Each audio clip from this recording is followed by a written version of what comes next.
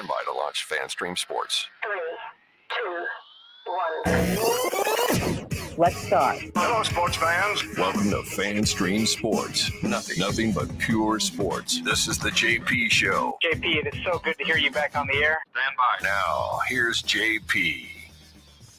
All right, happy Friday, everybody. Welcome into another edition of the JP Peterson Show, brought to you by the law offices of Christopher Palermo at PalermoPA.com. What a show we got for you today. Man, we got some great shows this week.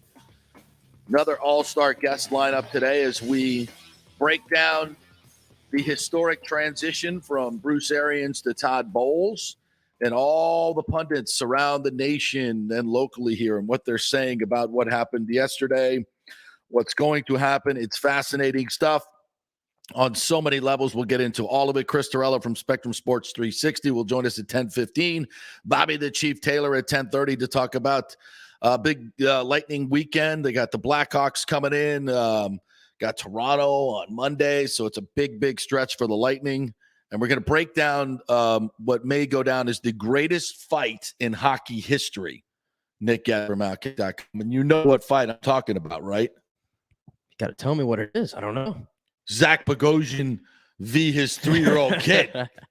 If you haven't seen this great video. It is the funniest thing you'll ever see. I retweeted it. Ed Encina had it on, and I think Barstool picked it up as well. Yes. It's him fighting with his little 3-year-old kid who throws the gloves away, throws his stick away. Oh, my God. We'll talk about that with Bobby Chief Taylor. Gary Koch's going to join us at 10:45. He's doing the Valera Texas Open for NBC this weekend, but we're going to talk some Tiger Woods and Will Tiger play at Augusta, and we'll preview the Masters for you coming up next week, and we'll talk about the Texas Open, of course, which we will be watching this weekend. And then Coach Z will join us. David Zimroth, former USF FSU assistant coach, will join us to talk about the Final Four and what may be the greatest matchup in Final Four history. UNC versus Duke, Saturday, 9 o'clock. Hopefully the Lightning game will be winding down and we can go catch most of that game. Yeah, it doesn't get much better than that. That's a nice little doubleheader. I don't know if I'll be watching it, though. I actually will not be. I know I won't be watching it, actually. Why not? I know you're going to judge me for this. Oh, WrestleMania over UNC Duke? Any day of the week. Oh, this is once a year. Once a year, WrestleMania. Stone Cold should be honestly, doing some beers and some middle fingers and some stunners by the time that game starts. Oh, so wow. My attention. Oh, my gosh. Attention. How can you miss that when you're talking about one of the greatest rivalries in college sports and what might be Coach K's last game at the Final Four? Yeah, how could that possibly rival a stunner? It'll be all from over. Steve Austin. It won't. And Pat McAfee will be. Pat McAfee's going to be there. Oh, my gosh. Yeah, nobody will be watching the Final Four. Nobody will. I'll catch up on SVP later. I don't like to be negative about wrestling because I just I think it's great. It's fantastic entertainment. People love it. It's not nothing bad about it, but it's just like, come on. I still can't take it seriously. I can't take it seriously. Show. I know it's a TV show. So tape that. Watch the live sports. No, it's different. You got to watch it live. Okay. But a great show today. We got a great show today. We're obviously start off with the historic day in Bucs history yesterday as Bruce Arians hands the reins over to Todd Bowles. What are we doing? There we go. Hands the reins over to Todd Bowles. And, there's so many narratives that are out there right now. And some of them that – and I will honestly say I got a lot more clarity to what I think was going on behind the scenes over the last few months and talk, I got a chance to talk to Bruce Arians and Joel Glazer, Jason Light as well. And, I do think, when Tom Brady was there, And I'm very upbeat about Brady this year because clearly he's worked on his quickness. Because when that press conference was over, that dude escaped like Reggie White was running him down. He was out. There will be no questions for Tom Brady. I will not take any questions. I'm here to support Todd Bowles and Bruce Arians, and then I'm out. Which, as from a reporter standpoint, I want to talk to Tom Brady. I want to ask him questions. I want to hear what he has to say. But, from Brady's standpoint, what's the upside? There's none. None. I mean, the only upside is you can appear to be supporting your coach and Todd Bowles and say some nice things about him, say some nice things about Bruce Arians instead of just putting out a statement. I think that would be nice. Would it not? I don't know. I'm not going to use this whole time to just say I just wish he would be a little bit more normal and open to the public and open to reporters and ask and answer questions. It's football. Is it that hard to do? But the questions aren't going to be about football. Well, so answer them. I mean, is it you have the power, and by the way, I didn't have to answer. You can say whatever you want. You can say, that's water under the bridge, and or I love Bruce Arians. That was all bullshit. Blah blah blah blah. You can say whatever you want to say. I think by but him just attending, take questions. He attended. By him attending, Okay. Tom Brady's got a big schedule. Okay, I know he schedule. does. The fact that he was there in attendance. Well, how many players are there? Like 4 or 5, including him. About 10, maybe. Yeah, and Tom Brady was one of them. In front row, front should center. be. He was smiling. He should be there. And he was. And he should take questions. Yeah. Right. Sorry, don't want to mess up your schedule. We love you, Tommy. But I get it from his standpoint. What's the upside? And you could also be seen as upstaging Bowles and Arians, which was also kind of in a juxtaposition to have to introduce a coach on a day where Arians is leaving. That was all kind of, I don't know, a little bizarre. Maybe it just seemed a lot. Two There was a separate lot. things going on. Yeah, there was a lot going on. So we got to get to it.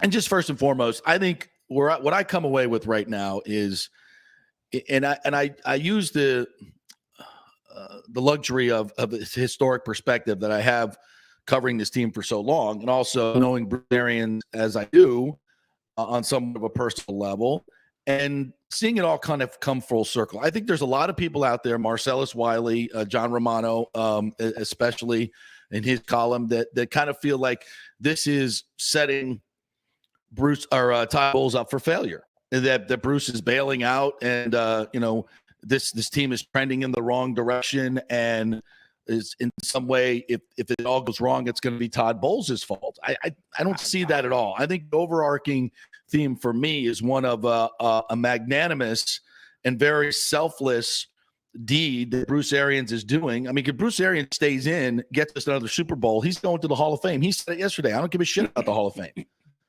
don't give a shit about the Hall of Fame. My journey is more about Bruce Arians' journey. It's more about giving opportunities to black coaches, to women in the NFL, and he's walked the walk.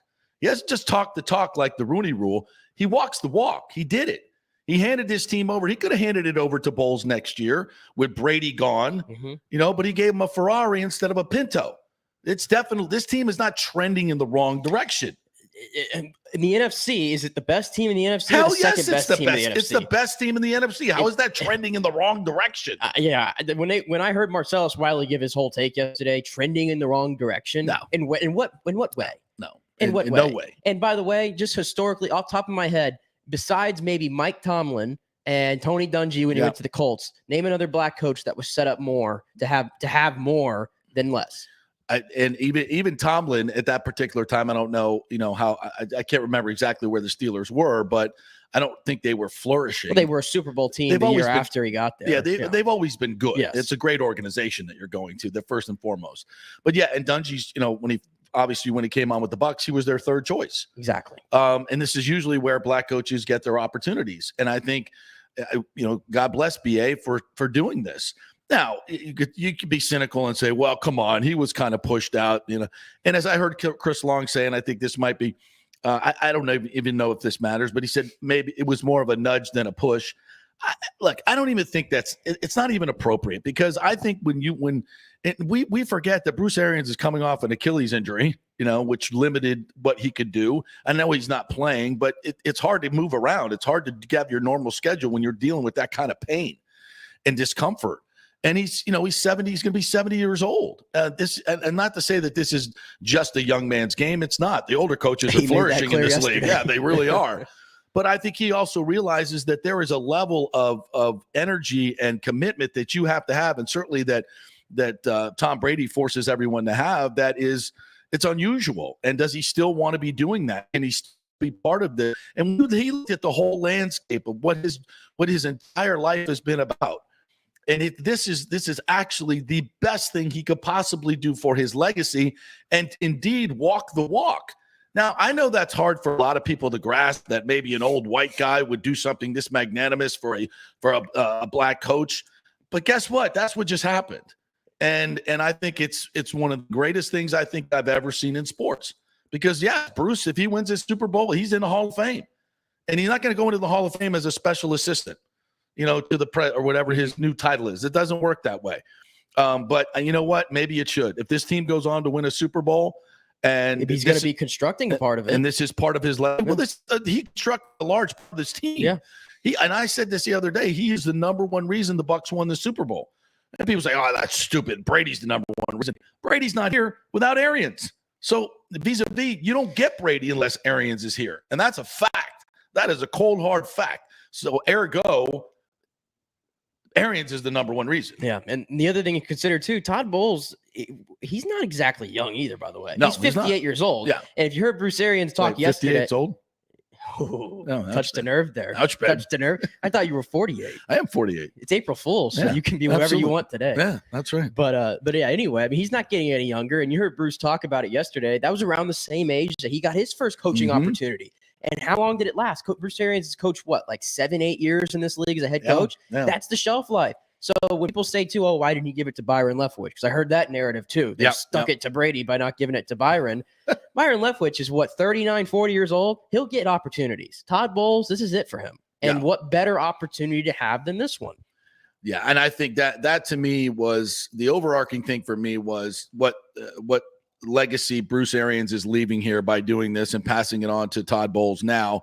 I also think, and I said this on the show yesterday, I think the Bucs are better set up for success in this situation because, this has become the Brady Leftwich offense. And maybe to some degree, Arians being, maybe feeling that he has to be part of it and interject whatever he did, whatever. Maybe that's what Brady was thinking, that this reshuffling might be better for everybody involved. Maybe we need to, we didn't really talk about this yesterday in the press conference, but maybe, Bowles will run a little bit of a tighter ship, so to speak, a more Patriot way type of and be, clean up some of the issues that they had last year. Not having AB around certainly going to be a lot better situation, I think, in terms of being able to, to run the team the way he wants to run the team. So I think we're going to get through a lot of the sound that happened yesterday. We got a lot of guests to get to in our first hour, so we'll have a lot of sound in our second hour, but I want to get to a couple of them. Just first, number one, the Arians, why he stepped away. Why now? Number of people have already asked, why are you stepping away from a chance to go to Hall of Fame and win another Super Bowl? Because I don't give a about the Hall of Fame. Succession is way more important to me. This has been my dream for a long time. Guys that know me, they knew I want one of my guys to take over. And that's more important to me than anything. And have a place where I could go and be welcomed back. And obviously, I have a job now, and I kind of love the title's pretty good. We'll figure out what the hell it means soon, but, but it's pretty damn good. And he just said he has to figure out where he's going to stand during the game so he doesn't get flags on him. Let me do one from Bowles before we bring Chris Torello on here. And I thought this was really funny. Let's do number 7 on him being sneaky funny. And we did see a lot more personality from Todd Bowles yesterday than we've seen before. And, because his news conferences are usually pretty boring. Not a good quote, usually. Yeah, not a great quote. But I thought yesterday he was a really good quote and showed a lot more personality. And I really, really enjoyed it. Here's one. I may not be the coolest guy he'll ever meet, but I'm pretty damn chilled myself. So. But, I'll take that. And Bruce will always be the coolest. So I'll go over to the chill category and I'll try to start something there. The defensive side of the ball knows me pretty good. I'm pretty sarcastic, as despite you guys thinking I'm very quiet, I'm probably the most talking and shit guy on the field at practice time. So, that'll come out pretty soon. The offensive guys know me. They'll get to know me a little bit more from that aspect. I think we got a great group. I think core group. I love that. And, it's interesting.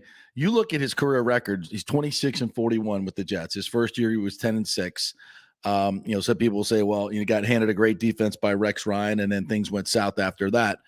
I mean, you go look at his tenure in with the Jets, and that team's been a disaster forever.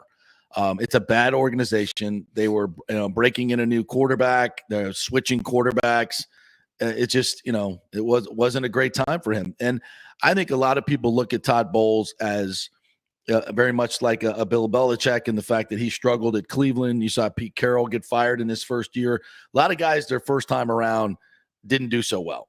But now I think with the passage of time, and obviously, having a roster like this and Tom Brady as your quarterback, he's set up for success. There's no doubt about that. And if they don't have success, I'm not, and we'll see how it goes. I mean, if he's making horrible decisions out there and making bad decisions in terms of game time management and clock management and challenges and the things that the head coach has to do, yeah, he'll get the blame. But if this team gets injured and Tom Brady goes down and they finish under 500, it's not Todd Bowles' fault. But listen, Bruce made some curious decisions always. Yes, he did, which we called out. Which we always called out. Yes. Here's the thing: the defense isn't changing. The offense isn't changing. The quarterback isn't changing. Right. What's really changing here? Nothing. And what wins in the NFL? Continuity. Everybody's changed this offseason, right? Except for the Bucs. Exactly. And continuity wins in this league. You can act like this is a tumultuous ride and there's too much drama going on. No. It's exactly the same opposite. thing coming back. It's exactly the opposite. As a good friend of mine, Rondé Barber, texted me yesterday. He's like, don't believe the shit that's out there. These guys are not at odds. This is the best thing for this team. If you're on this network right here that I have right here in front of me and the other networks, your opinion is disqualified. Okay? It's disqualified. The national narrative seems very uninformed. It's bad. All right, we'll take a quick break. When we come back, Chris Torello will join us from Spectrum Sports 360. We'll get his take on yesterday's happenings. Stay with us. The health professionals at Bay Area Modern Medical Center want you to know it's time to commit to a new healthy lifestyle. It's literally a matter of life and death. 42% of Americans are considered obese, and being obese made you 3 times more likely to be hospitalized by COVID. So getting in shape is not just about looking better, it's about living much longer. At Bay Area Modern Medical Center, they take a very different approach to primary care. It's personalized, preventative medicine. Christopher Lugo and his experienced staff are proactive in looking at your issues before they become a problem, encouraging a healthy lifestyle with proper diet, supplements, and exercise to optimize your active lifestyle, building up your immune system, not destroying it with poor nutrition and bad habits. So call for an appointment, maybe change your primary care, and get on a journey back to full health and a happy life. Call 844-977-3477 or go to BAMMC.com. Tell them JP sent you for priority scheduling. 844-977-3477 or go to BAMMC.com. March Madness has come to the Gold and Diamond Source. Did you know the Aquamarine is the birthstone of the month, and the Emily collection has some great unique pieces. It's designed to be affordable, unique, stylish gold and diamond jewelry. The Julieve collection is Julie and Steve Weintraub's exclusive, one-of-a-kind, award-winning collection of the world's finest diamonds and rare fine gemstone jewelry. Don't forget, they have 0% financing and the Diamond Savings Account, where your diamond never loses its value. You can upgrade at any time and get 100% of its value towards a new purchase. Do you have any old jewelry, broken jewelry, just lying around? Well, bring it in and get top dollar and get even more value.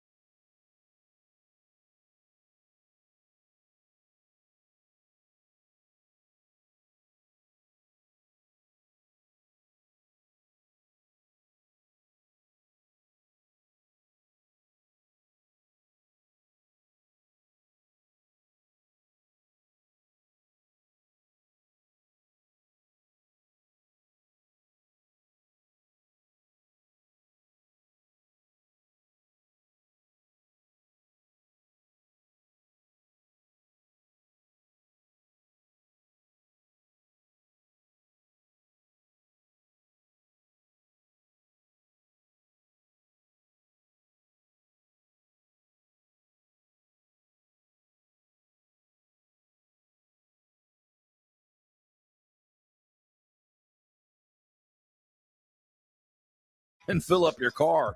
Contact Scott Fitzgerald at American Mortgage Services. Even if you've recently refinanced, Scott can make the deal work because he charges no lender fees like the big boys do.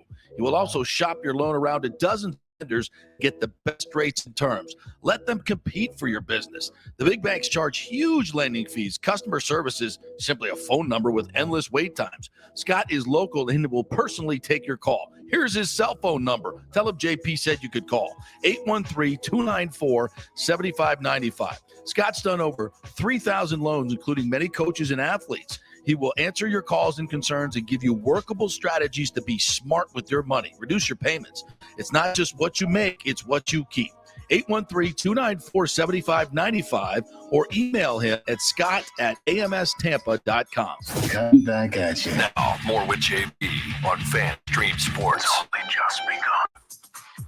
All right, welcome back to the JP Peterson Show, presented by the law offices of Chris Palermo at PalermoPA.com. All right, our good friend Chris Torello joins us now from Spectrum Sports 360, and I think I should just let you and Nick go at it just to start this segment, Chris, because he came at you right as he called you, and I said, that's not the dude you want to mess with. He will break you down. I don't understand. Look, you know me, JP. I'm a good person. I am a kind human being. I don't hurt a fly. I don't provoke a lot of the stuff that happens on Twitter, but if you poke the bear, you will find out, dear Nicholas, that there are things that are going to be beyond your control. I'm just saying that. You want to mess with me? Go ahead. I don't care. Look, I do things with a smile on my face. I'll tell the judge, I was completely sane, Your Honor. Yeah. So come on. Go ahead. What did you say to him as he came on? I had to let him know. How you doing? I don't see him in the tournament anymore. There's 4 teams left, Nick. Can you count? There's only 4 teams left. I'm just saying, right? you made it look like they were going to be there. Hold on a second. It was rigged from the beginning. North Carolina, Duke. We already knew that. Go look at my side of the bracket. That's all you have is North Carolina, Duke. 100% And then the other side of it, I had Kansas and Providence to the Sweet 16. And like a true sports reporter, I went with my head over my heart, and I put Kansas to the Elite 8. Yep. So I don't know why you're coming at me. Where's UCF? What's that banner hanging up in that freaking thing you call a basketball arena? What's it say? Oh, rim out against Duke, almost beat Duke with a 7'5" tall man. I mean, geez, what are you coming at me with, buddy? At least have a history if you're going to come attacking me. I mean, Providence founded the Big East. They won the Big East this year. Mm-hmm. They're actually good at basketball. This is true. Not to mention, he says he's going to watch WrestleMania instead of Duke, North Carolina, which you might be down with. I don't know, but I mean, I'll tape WrestleMania and watch. I've been trying to figure out if it's free on Peacock. Like if you have an account, if you have a subscription, if it's free, well, then I might take a peek as well. You know, I mean, there's nothing wrong with WrestleMania. Nick, you know it's not real. But you can't watch. You can't watch that instead of Duke, North Carolina. It's like that 2017 championship. It's not real. It doesn't count. Everybody just goes home afterwards. It's not real. We need to move on. I don't have. No, I don't. Sorry. No, Page 115 in the book. It was Page one. 115. It was one quick dig. It was one quick dig, and we're moving on. One quick dig. I'm sorry, Nick. Excuse me, Nick. I come on your show willingly. I don't get paid for these appearances. I come on, take the time away from my life. I take the time away for you and for JP, and you start with, how are your Friars doing? I spent 6 years. I have a damn master's degree from Providence, put my heart and soul into that place. I had to deal with Tino freaking Davis as my head coach. He's now the head coach of the Flint United. Do you even know what the Flint United is? And now I've got Ed Cooley, the savior, and you're going to come at me fresh wound and say, hey, how you guys doing? You know what, Nick? Go to hell. I'm talking to JP now. One of the epic rants of all time. Oh, God. I'm literally crying. All right. So after that, like, what can follow that? What was your take on yesterday's festivities at One Buck Place? There seems to be a couple narratives floating around, maybe 3. I'd be interested in Chris Torello narratives. Why did this happen? the timing of it happening, what's your take? I think it's pretty simple. I think, I think Arians, I think he was really thinking about this for a while. I think in a way it's almost like, we go back to Brady. Brady was thinking about his little retirement for a while. And I think, for him, it can take some time to get to the right place. And then it took him 40 days to realize, no, I don't want to just sit at home with my wife and kids. I actually want to play football again. Mm-hmm. So I think for Arians, I'm sure he had a lot of conversations. I'm sure he went through the off season where he was getting away, being around his family, being able to, see different people and travel a little, and was probably like, I gotta enjoy a little bit of my life now. I don't need all this stress on the sideline. And I think the biggest narrative is, it has nothing to do with Tom Brady. It's Todd Bowles. Yeah. Todd Bowles wasn't getting another chance anywhere else for whatever reason, probably his age. He's 58. And most of the guys getting hired are in their 30s or early 40s. So I think this was the only time Todd Bowles was going to have a shot to get a job. And I think Bruce Arians, while he's one of the most loud and one of the most interesting characters, he's also one of the most loyal. And I think this was all about two friends who came to an agreement that said, look, I want you to take over. I really don't think Tom Brady had as much to do with this as people think. I would agree with that, and I think I've come around to feeling like, and especially yesterday, having a chance to talk to a lot of the principals, you sense, and this is what I love about face-to-face interviews, by the way, you sense the sincerity. When I get a statement, I don't half the time I don't even read them.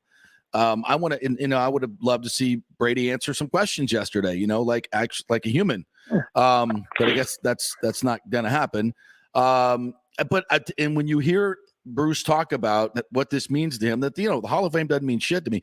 And if you know Bruce at all, he's not about himself. I mean, people might say, big personality, blah blah blah blah blah. It's not. That's just who he is. He's not putting some fake stuff out there. And I really believe it's what his career has been about in a big way, is giving other people opportunities. And what better way to go out than this way, right? Oh, absolutely. And look, I think Tom Brady just showing up, sitting in the front row, that says the support for Arians as much as it is the support for Todd Bowles. I think, I think if there was some weird plan for Brady to make his next move to where now it's, okay, well, now I'm going to leave, which I don't think was happening before. I don't think he's there yesterday. And I think he also is probably not as supportive for Arians. I mean, look, we all know this was coming, and we all knew that they knew it was coming because Brady had that statement prepared pretty quick. So, some people were conspiracy theorists about that. The fact is Brady has known for a week and a half at that point that Bruce Arians was retiring. I mean, Tom calls it BA and is like, hey, man, we've had all these conversations. I'm getting on. I want to play. Let's do this. And then BA either that day or the next day looks at him and says, by the way, Tom, I'm not going to be your coach. I'll be around, but I'm not going to be your coach. We're going to let Todd be the coach. So I think Tom has an immense respect for Todd Bowles. They know each other from the AFC East. And I think Todd Bowles is finally going to get a chance to be a head coach. I'm sorry, but the Jets are a dumpster fire. My best friend's a Jets fan. He has no self-respect. I think we all know this is his real first chance to run a real good organization. And Chris Torello joining us here at Spectrum Sports 360. And the fact that it's not a big deal that Bruce is stepping away in terms of how this team is going to be run, I think is testament that this is a great decision for everybody involved. I'll ask you, how do you think this team functions now? To me, it functions being better, or at least it's consistent with what they've had the last couple of years, and consistency wins in this league, right? Well, absolutely. I mean, talk about a smooth transition. Everywhere else, people are, they're getting their different coaches. They're trying to find their coordinators. They're trying to settle in. And what's there to settle in? Todd Bowles maybe moves to a new office, or, guys get a little promotion, stuff like that. But, and I think they actually will get to start off-season activities a little earlier now because it's a new head coach. So you're just giving the Bucs 2 extra weeks of preparing when they really don't need it. So I think, gets guys in the building, gets the juices flowing. And, I think if the Bucs had said, hey, we're going to move on from Bruce Arians, but oh, by the way, we're bringing in a brand new coach, you would have seen a lot of upset Bucs players. I think offensive guys and defensive guys love Todd Bowles. They love what he's about. They love that he's a family man. They love what his career's been about. So I think it's a perfect hire. I could understand people who say, well, what about Byron Leftwich? This pretty much closes the door on him. But I think they had to go with a guy who has experience, a guy who's got a good demeanor, who knows how to handle the pressures that come with running an organization. And, when you do it in New York, it's no better. And, he definitely had to handle the media and had to handle things. So I think he's got the great demeanor. He's one of the smartest guys in football. And it's smooth, like we said. So it's going to be perfect. And it's like you said, I don't think Todd was going to get another chance. And in this way, by choosing Todd over Byron, you actually get two guys head coaching jobs because, Byron's going to get a head coaching job next year. This offense is going to be one of the top 3 in the league. I mean, let's just be honest about that. And he's going to be there, and he'll be able to get a much better job than he would have had at Jacksonville. So, in essence, Arians kills 2 birds with 1 stone there. He gets both of them jobs, I think. Would you agree? Yeah, it's going to be very interesting. Yeah, well, I think it upgrades everybody, right? Because now you've got guys moving up to the defensive coordinator position. Even though Bowles is going to call the plays, you've got 2 guys now who are now co-defensive coordinators, including Foot. He's got aspirations. We know what Byron Leftwich is doing, and I agree with you. I'm going to be interested to see what job he takes next year. Because there's usually 6 or 7 or 8 jobs that open up. So I'm going to be really curious to see where he ends up. But I think. But here's another thing: is it because look at Arians. Arians for the longest time was this great assistant coach in Pittsburgh, and like he said yesterday, he didn't get a sniff. At 60 years old, he got some lucky gig, and it all worked out. And from Indy to being an interim coach, and then getting to Arizona. I mean, you never know. And also, if you're in a situation that you like and you like the people around you and things are going well and you're making good money, it's not like they can't pay Byron Leftwich. It's not like they can't pay these guys if they want. Right. Why would you leave? So, I mean, I think it makes the decision harder because you are around such a really good organization that is devoted to diversity in the right way. It's not about it's not about we just need to fill a bunch of slots and we need to check a bunch of boxes. No, we're filling the boxes with qualified people. Exactly. We're giving opportunities to the people that have outshined everybody else.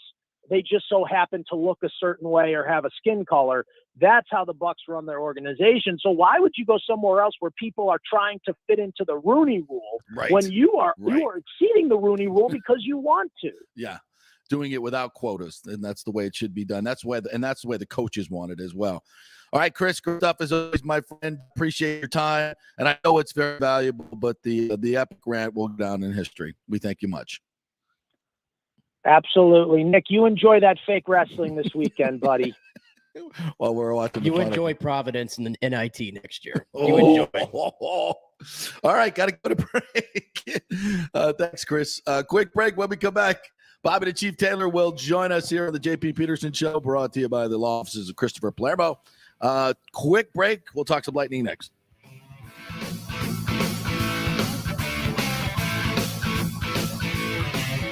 March Madness has come to the Gold and Diamond Source. Did you know the Aquamarine is the birthstone of the month? And the Emily collection has some great unique pieces. It's designed to be affordable, unique, stylish gold and diamond jewelry. The Julieve collection is Julie and Steve Weintraub's exclusive, one-of-a-kind, award-winning collection of the world's finest diamonds and rare fine gemstone jewelry. Don't forget, they have 0% financing and the Diamond Savings Account, where your diamond never loses its value. You can upgrade at any time and get 100% of its value towards a new purchase. Do you have any old jewelry, broken jewelry, just lying around? Well, bring it in and get top dollar and get even more value if you use that money to buy something new or just take the cash. Shop local with the folks who support our community in so many charitable endeavors. It's the Golden Diamond Source, just a short 15-minute ride from Tampa, just over the bridge on Ulmerton Road. Always online at the Golden.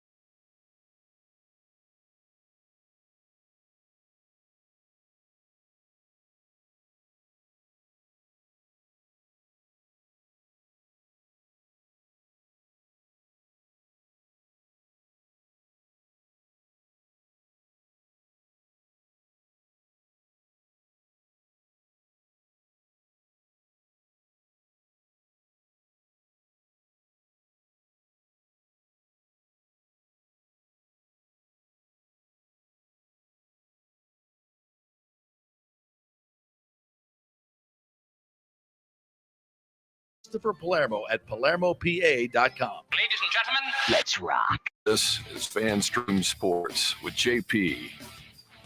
All right, welcome back. We're going to talk some Lightning hockey with our good friend Bobby the Chief Taylor, who joins us now. What's up, Chief? How are you, my friend? I'm doing good, JP. Just kind of watching the rain. Oh, yeah. No ruined golf my today. golf game for today. Yeah. Well, at least I sent you something to get your day going well. Did you get to see the video of Bogosian and his 3-year-old kid on the ice fighting? Yeah, that's hilarious. That really is. Is that the best I like ever? the way he throws his gloves Yes. off. Very, very demonstrative. Throws the stick away, throws the glove. I mean, he's been watching some hockey. I mean, he's got it Yeah. down. He's got it down. Yeah. It had to be old-time hockey he was watching. Yeah, like you and the goalies when you guys used to come to the middle and fight. Yeah, back in the good old days. That was the good Yeah, stuff. exactly. Oh, that was so funny. I got my day going. I said, I got to send this to Chief. That's good stuff. Isn't it fun to watch Bogo, and then we've seen the video of Stamkos and his kids on the ice. We get all this behind-the-scenes stuff that the Lightning put out on their website, and it makes its way to social media. I mean, that's cool stuff. You've seen that your whole life, but for the fans to see that, these guys being dads and how much it means to them, and then, who knows, this next generation of hockey players here, who knows, right? It's cool stuff. Oh, I know. Yeah, it is. I think sometimes we kind of forget when we watch these athletes, no matter what sport it is, that they actually do have lives outside the sport. Yeah. And it's kind of cool to see it when it happens. Yeah, no doubt. All right, big weekend for the Lightning, but let's go back to the last 3 games. Detroit, the Islanders, and then the other night, big win over the Hurricanes. It seems like the Lightning have kind of thrown off the doldrums and they're back to playing like the Lightning. What have you seen the difference in the last 3 games? I think their defensive zone coverage has been a lot better. I mean, when you hold Carolina to 19 shots on goal, you're doing something, because these guys start shooting the puck from the dressing room. They don't mess around. They don't overpass. They shoot the puck constantly, and you only give them 19 shots on goal. That's impressive to me, and that's really making sure that you're doing the right thing when you're in your own zone. All right, so and you mentioned this last time we talked, stars got to start being the stars, and what do we see? Koch with 3 assists the other night, Stamkos with big goals, Pointer with big goals, Killorn, Hedman is filling up the net, so it's these guys have kind of picked it up in the last few games as well. Yeah, they're starting to. I mean, we've got a lot of guys that. I was kind of looking at the lineup and all the guys that play on the power play outside of the defensemen like Sergachev and Hedman. And, there's a lot of guys that get power play opportunities and still haven't gotten really rid of their funk. Stamkos has now, Points has, but, like Plot and Cirelli and, even Perry and Maroon, they've gone a dozen games without goals. And that's power play time. So, but the power play's starting to come around, and that's what I like about it.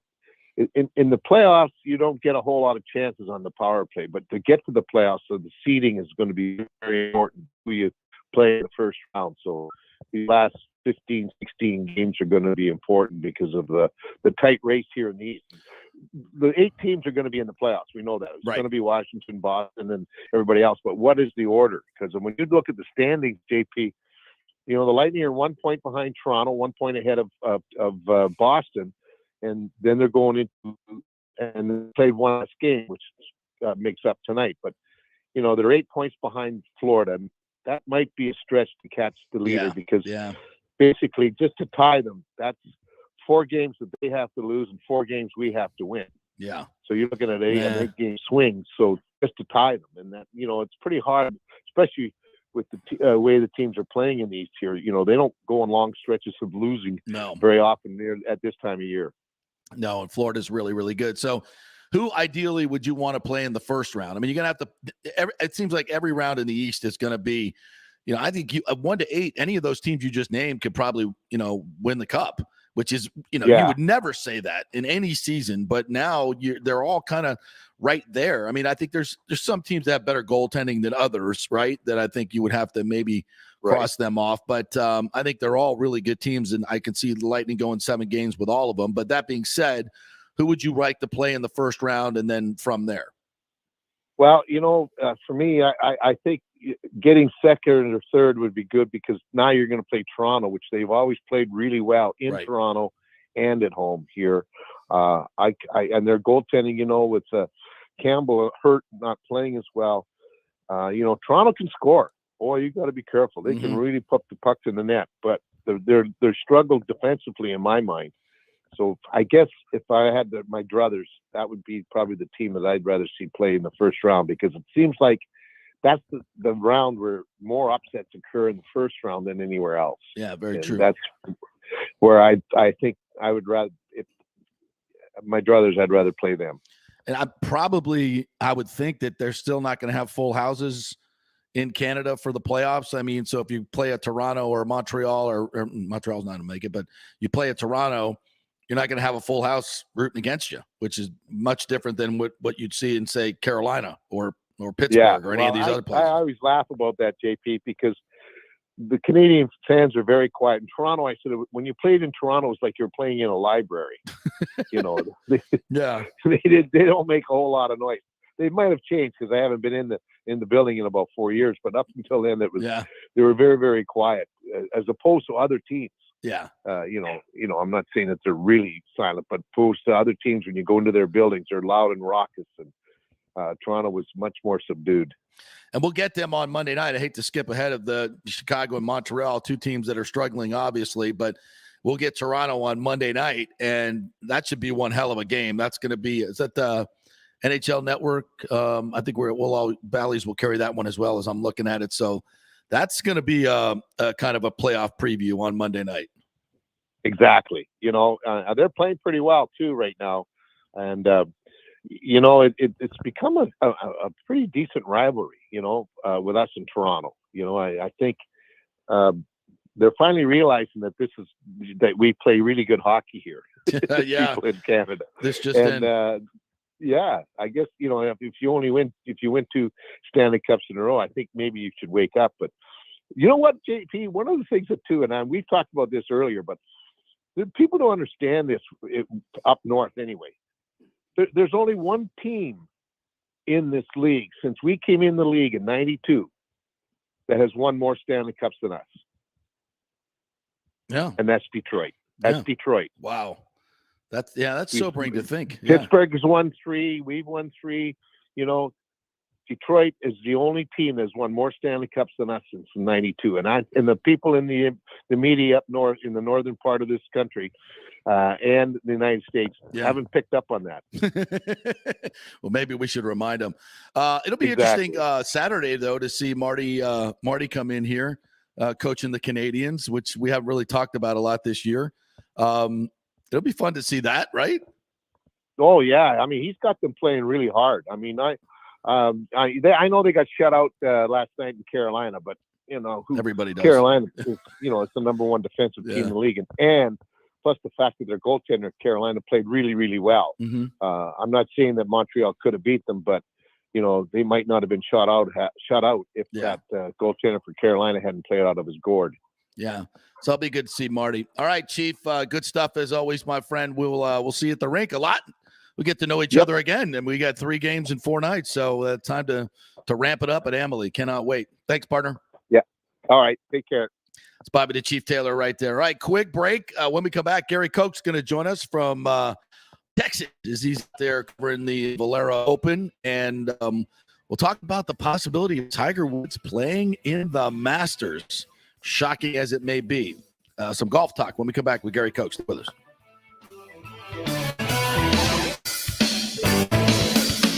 March Madness has come to the Gold and Diamond Source. Did you know the Aquamarine is the birthstone of the month? And the Emily collection has some great unique pieces. It's designed to be affordable, unique, stylish gold and diamond jewelry. The Julieve collection is Julie and Steve Weintraub's exclusive, one-of-a-kind, award-winning collection of the world's finest diamonds and rare fine gemstone jewelry. Don't forget, they have 0% financing and the Diamond Savings Account, where your diamond never loses its value. You can upgrade at any time and get 100% of its value towards a new purchase. If you have any old jewelry, broken jewelry, just lying around, well, bring it in and get top dollar and get even more value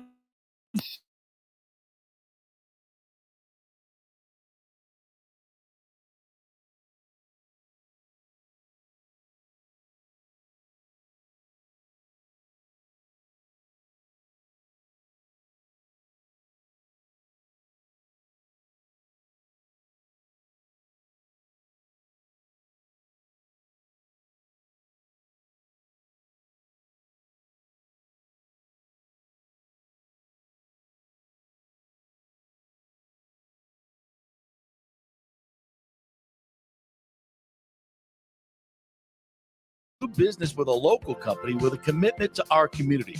Don't call some 1-800 number. Call Italiano and be greeted by one of your neighbors. That's 813-877-7799 or ItalianoInsurance.com. Named the Small Business of the Year by the Tampa Chamber. 813-877-7799. Pure sports. JP is back on. Welcome back. FanStream Sports. All right, welcome back. We'll switch gears a little bit here and talk some golf with the Masters coming up next week. We cannot wait. The Valero Texas Open. Right now, you can watch it on NBC, and one of the commentators, the great Gary Koch, Tampa's own, joining us now to talk a little golf. Hello, Gary. How are you? JP, I'm doing fine. How about yourself? Fantastic. And Gary, obviously, also a big Bucs fan, so we've been texting and talking about that a little bit. What do you think about your hometown team? Brady's coming back. Todd Bowles is the new coach. BA moves upstairs. It's a lot of consistency anyway. For making a lot of moves, it's going to be a lot of the same. So that's good news. What are your thoughts? Well, I would echo those thoughts that it is good news. Obviously, the news that Tom Brady was coming back started it all. That was, I think, a surprise to a lot of people, and certainly a welcome surprise to those of us that follow the Bucs and root for the Bucs. Yeah. I'm sure that Bruce says, I know him a little bit from playing some golf out at Old Memorial and seeing him out there. I'm sure he's made the decision that he thinks is best for him and the team. Yeah. And, I like the consistency aspect of it. They've proven the last couple of seasons that what they're doing works. Yep. So let's keep our fingers crossed that we can get at least one more good year out of it. Yeah, I think it's going to be another really, really fun season. And what we were looking at without Brady and without, I wasn't getting ready Some for of that the other season. free agents. Yeah. So yeah, we're a much better situation. Hey, if I may, let's go back and relive a little bit of what we saw at Innisbrook in the Valspar. That you called that one a few weeks ago, and a great in the playoffs. Sam Burns was back to back. That was great theater, and of course, really, I think with those finishing holes really allows that. Talk a little bit about the finish of that event. Well, it was super exciting, obviously. Yeah. I mean, what a great way to showcase our Tampa Bay area. I mean, the weather was absolutely spectacular. The Copperhead course was in great shape. The golf was tremendous. It was just a really fun week. And yes, I would agree with you. The closing holes on the Copperhead course provide the type of challenge for the best players in the world that you never know for sure what's going to happen. Obviously, Sam Burns winning again, a great thing, and he deserved to win. He clearly played the best golf, but I was really impressed with this young Davis Riley. Yeah. To suffer the snowman that he made on the fifth hole in the final round. I mean, he kind of played the hole like you might, or, some average players. As I have. I know exactly. He was all over the place. And to make an 8 and to hang in there and come back and force the playoff. I was very impressed with not only his game, but his demeanor and his want to. And I've had a chance to talk to him here this week in San Antonio, and he's a different player now. He really is. I mean, you can just tell his attitude, his confidence level is through the roof. Don't be surprised if you see Davis Riley win a tournament here somewhere this season on the PGA Tour. Yeah, I walked a little bit with him on Sunday, and I think it was Sunday. He hit a drive on 11, the par 5. My Lord. I've never seen one. I did, and that's the tightest driving hole, except for 16. That's the tightest driving hole on the course. It's only about 20 yards wide between the trees and the bunkers. And yeah, you're right. He ripped it right down the middle. Yeah, very, very. And also, speaking of ripping it down the middle, I was out there for Jackson Suber's first shot in the PGA Tour event with all, half of Palmacia membership there watching him and his very proud dad. And boy, if he didn't step up on number 10 and hit it about 310, and that ball never moved. It was straight down the pipe. I know he didn't make the cut, but I think he afforded himself very, very well. Did you get a chance to speak with him at all?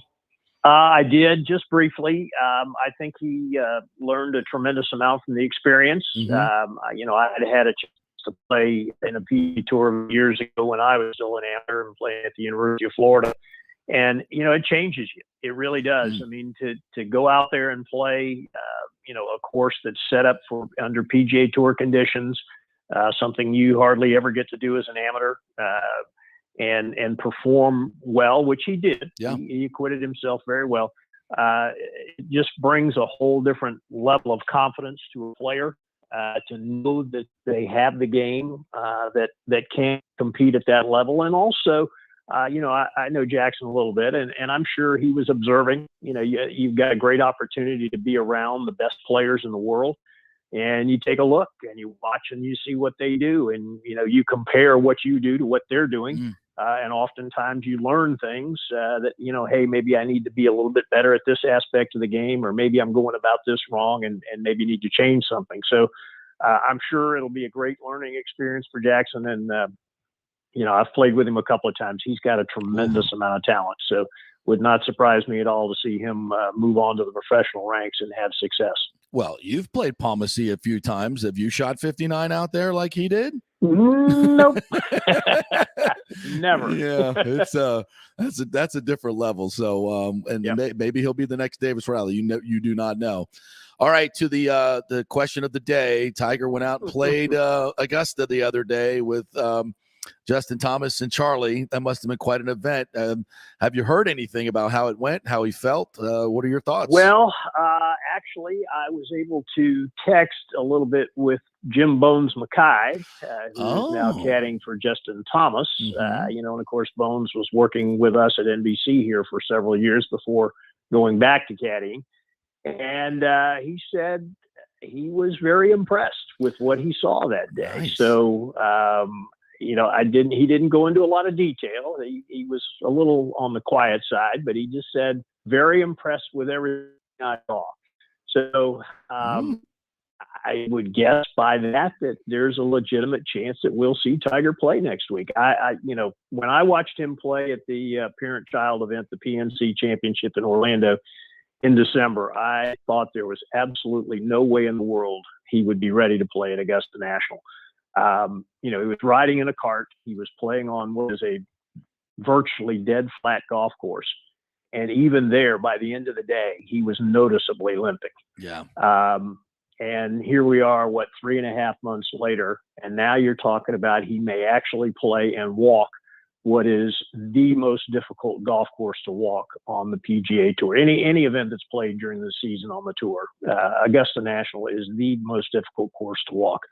Unless you've been there and seen it in person, television just does not do justice to the elevation changes, the steepness of some of the hills, the walking up and down off the tees. JP, it was the only tournament I ever played in my life where I got shin splints, and I got them every single year playing there. It's just that difficult to walk.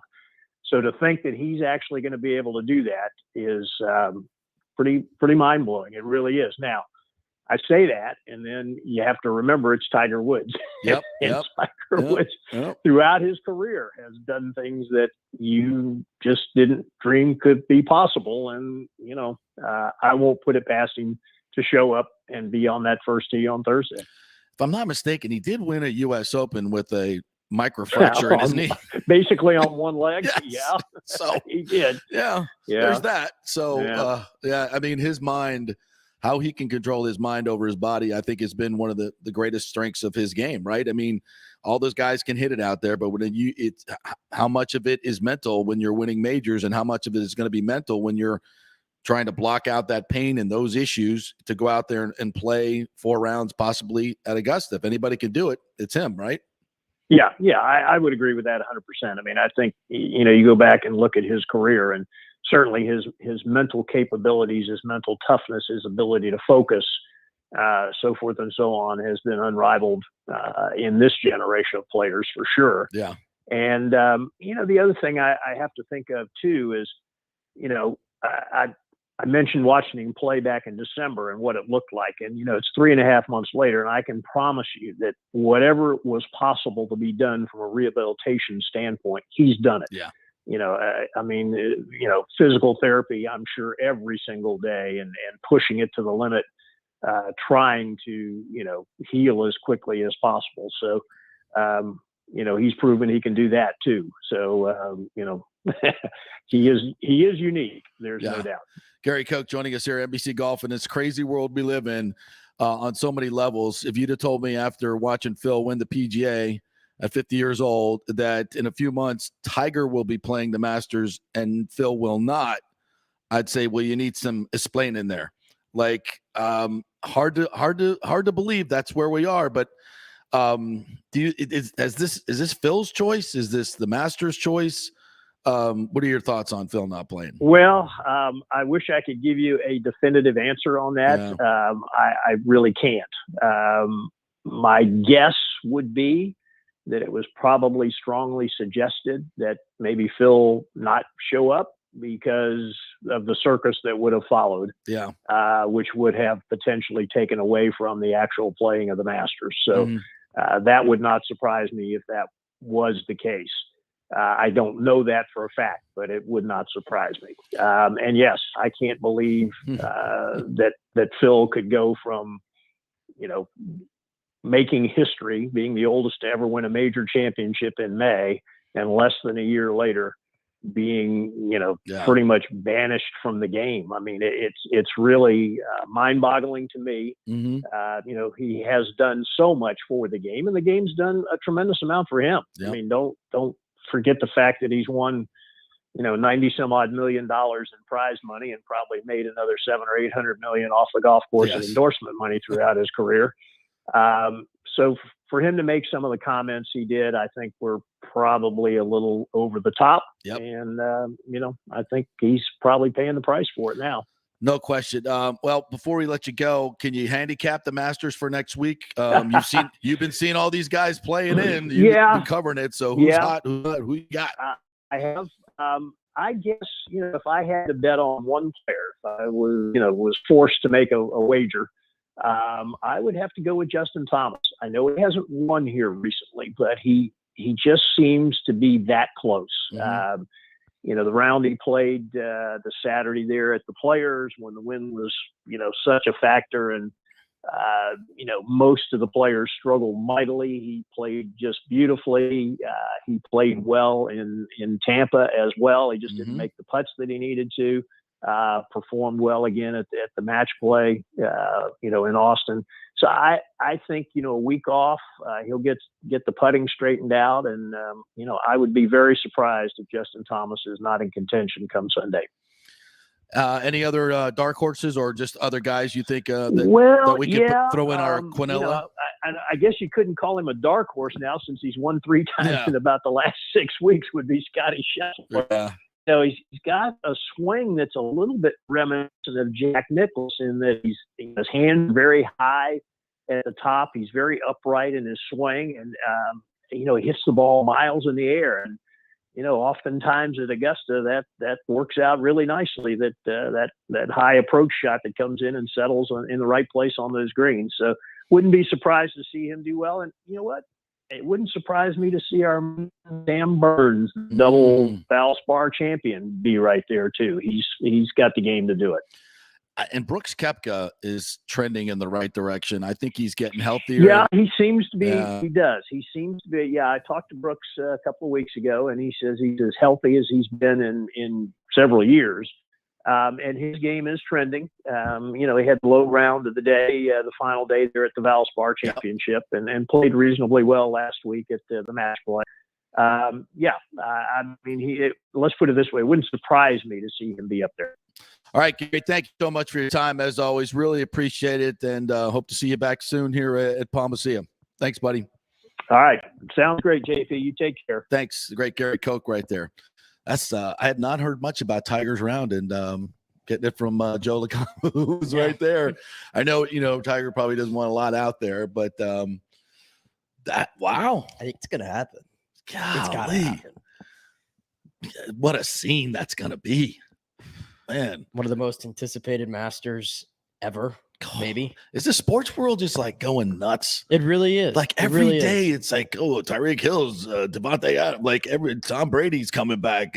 Bruce Arians going, Todd Bowles. It's not stopping. Tiger's going to play the Masters. UNC Duke. WrestleMania. That's the real show stealer this I weekend. mean, this is a great time to be. But baseball's starting. Oh, this just in. It's like sometimes like the Lightning, for example, until we had Chief on. It's like they took such a back seat the last 2 days. The other night we couldn't stop talking about them against Carolina. Oh, huge win. And then once the Bucs get a hold of everything, it's like, oh, they're still playing. It's just like there's so much going on. We got playoffs coming up. I mean, we're a month away from some good playoff hockey. Yeah, and honestly though, it's just exciting because we went through 2 years of what I would call just like half sports. I guess I don't know what what the term you'd put on it. It wasn't the full experience. I remember I couldn't watch games with no crowd. No, it was awful. It's awful. I always understood that having spectators is important, but I don't even want to watch games without spectators. Like I wouldn't even watch NFL football. It was just like, no, it's just no atmosphere. Ugh. It's just the sound. No, it's not good. But now we got everything's back to normal.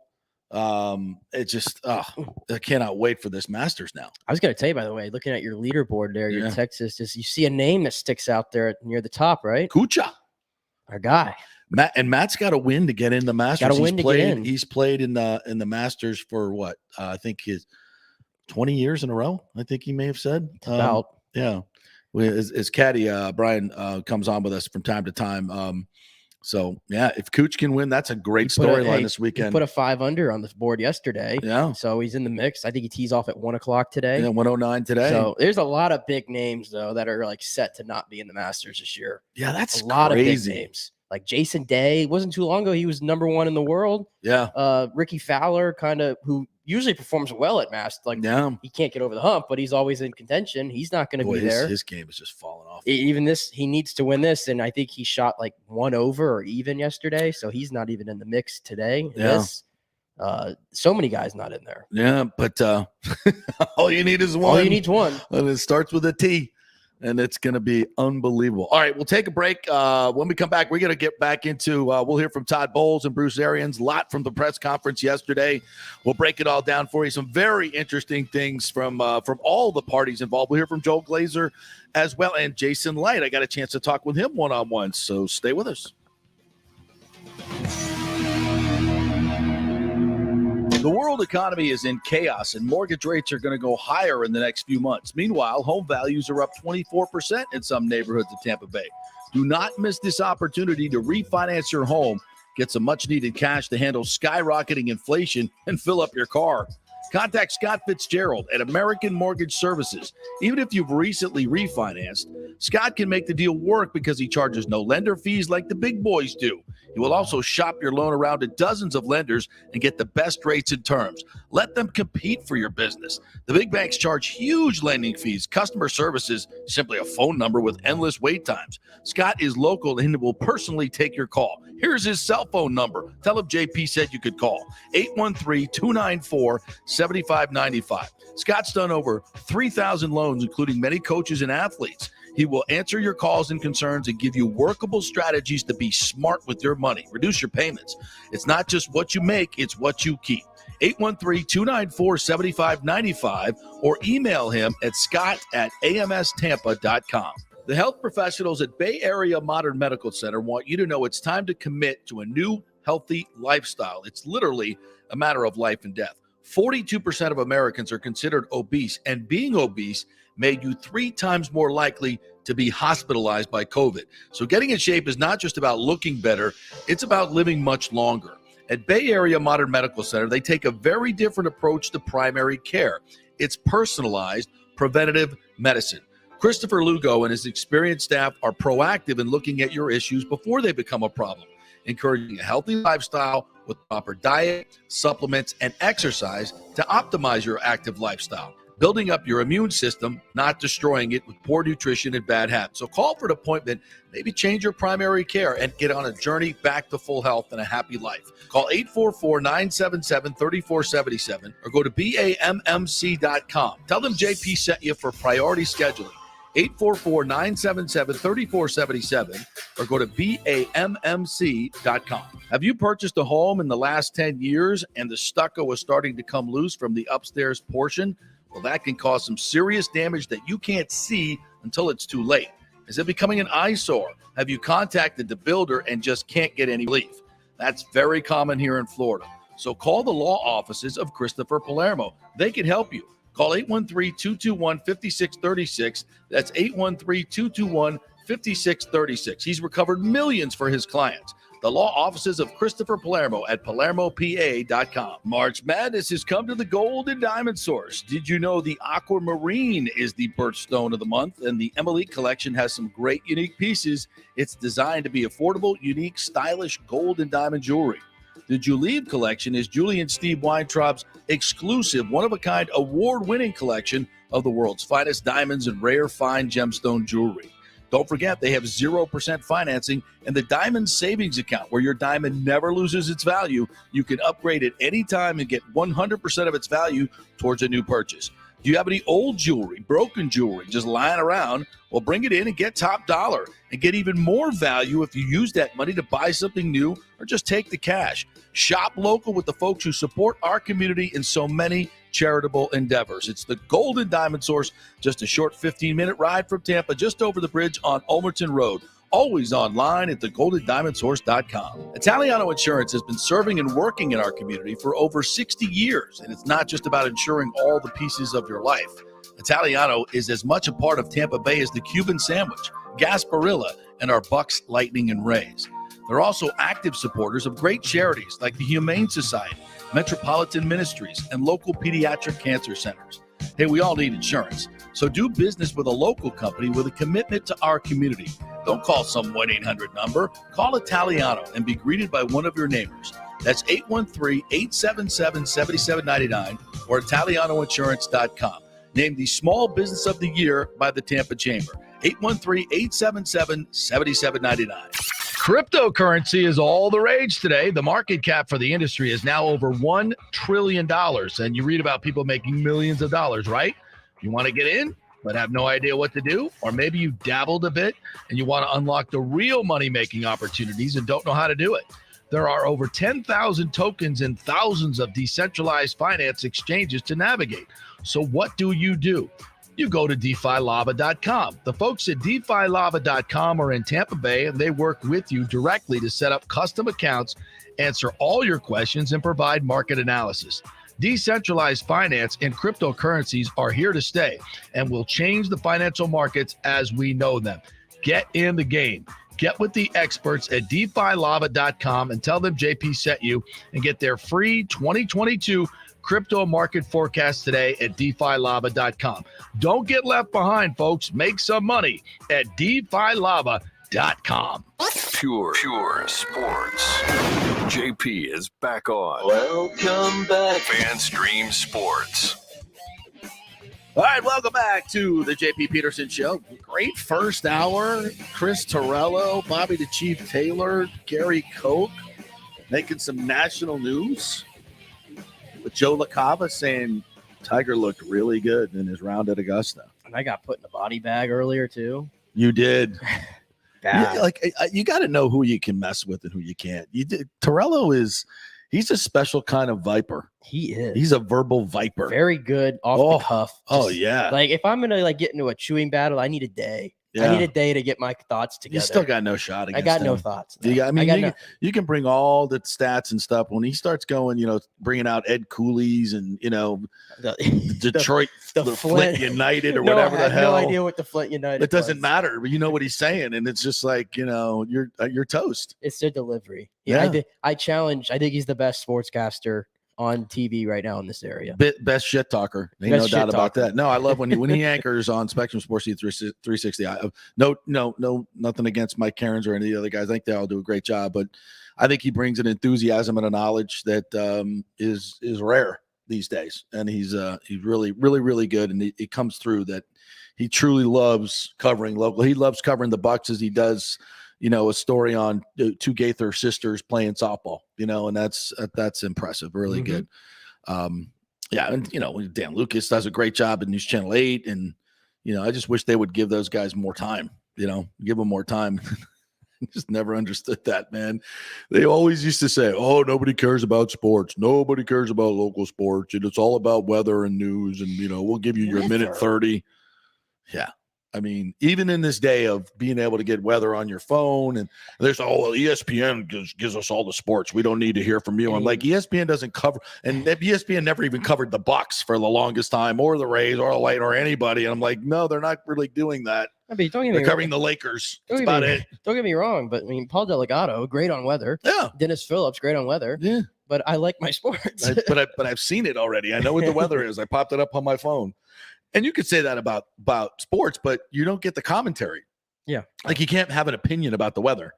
You know, that rainstorm yesterday was probably one of the bigger ones we've had in quite some history. You know, I could go back to the 67 hurricane. You know, we're not really doing that. Whereas in sports, you have opinions and people, you go back and forth. There's a lot of banter. There's different nuances to the stories that we're talking about. We hope we can bring you a little bit something more than just what you might read in the newspaper. Mm-hmm. You know, so I think it's a little different. So at least I always tried to do that when I was on TV. So, you know, and I think people are interested in local sports much more than who's going to win the county commission. You know, nobody cares, to be quite honest. All right, let's get back into the Bucs. Presser yesterday, which is incredibly historic, no doubt about that, for so many reasons. And you know, we talked a lot about him in our first segment, but I want to get into more of you know, maybe kind of the X's and O's of where this program is going from here. So we got a couple of sound bites here I wanted to get to, and this was one from Bruce Arians on how Brady coming back just made it easier for him to turn over to the reins to Todd Bowles.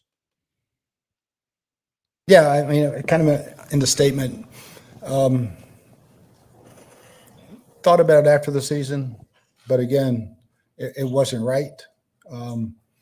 Obviously, going through the combine, going through all that process, trying to build next year's team without Tom. But then when Tom said he'd come back, it's like, now it's easy. Now it's easy. We're in the best shape we've ever been. It's no better time to pass the torch than now. I don't know what February brings, all right? But I know what today brings, and it makes me really happy. Yeah, I think, you know, for those who feel like, you know, the team is trending in the wrong direction, Marcellus Wiley, and to some degree, I think John Romano's column said that yesterday, that, you know, if this doesn't work out, everyone's going to blame Todd Bowles. You know, I think people a little bit more discerning than that. I think they can figure out, and let's wait to see what happens. I don't think this is all going to be heaped on Todd Bowles. And listen, as much as we want to say the Bucs are the favorite in the NFC, they can win you're still, you know, there's 32 teams out there, of which I would say this year, I'd say there's 3 in the NFC. I think you could say Packers, Bucs, Rams. I don't even throw the Packers in there. Yeah, I mean, well, they got a lot. You know, I know Devontae Adams is a big loss. I get it. But they got a lot of draft picks, and there's a lot of great receivers in this draft. And I still think Aaron Rodgers is pretty damn good. But we'll see. We'll see how they come through the draft. But I would say, yeah, the Rams and the Bucs and the NFC. But then and San Francisco, in my opinion, is right there in that same group with Garoppolo. Yeah, with Garoppolo. You know, I hadn't really thought of that, but yeah, you know, I kind of crossed them off my list because I thought they were getting rid of Garoppolo and you're not going to win the Super Bowl with that rookie. It's not happening. No. I don't care how good your roster is. So yeah, with Garoppolo, and I think that may have changed their thinking about trading him. They probably looked at the NFC and said, "Now wait a minute, you know, with Garoppolo, we can win this thing." They can. Yeah, I know they can. Yeah, I don't want them to. They almost proved that. They almost proved that last year. So, I mean, you know, so I think that's probably what they were thinking. And just imagine if they had those resources back that they gave up to get Trey Lance. The thing, too, I don't think anybody around the league kind of wants Jimmy Garoppolo for whatever reason. So that makes it easy. It's a good fit in San Francisco. They win games with him. That's all there is to it. Wow. It's almost like I was saying that all this time. Yeah. But, you know, it's because you can win at San Francisco. Hey, Kaepernick won with a system there. So okay, that team was stacked. Yeah, it was. That team was loaded. That team was loaded. Even you should admit that he got hot on a run. Yeah, of course. Hot. Yeah, and then you know when teams adjusted and he didn't want to play anymore, things didn't go so well. And there's real talk that he's going to be the backup in Seattle or maybe the starter. Oh, please. I want to see it. I told you it'd be. I want to see it be great more than anything. I want to see it more than anything.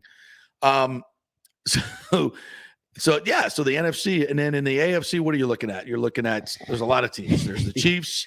I think the Chargers are there. The AFC West. The entire, you know, I think you got to throw the Broncos in there because of Russell Wilson. I mean, that just it remains to be seen. The Bills, clearly. I'm sorry, Bill, but I don't think the Patriots are contenders. No, I just, the Browns, are if Deshaun, we'll see what happens with that. They're going to be there. Yeah, but I think he's looking at an 8-game suspension at least. Six to 8. Yeah. So, but they might keep Baker, and maybe shit, it's going to happen.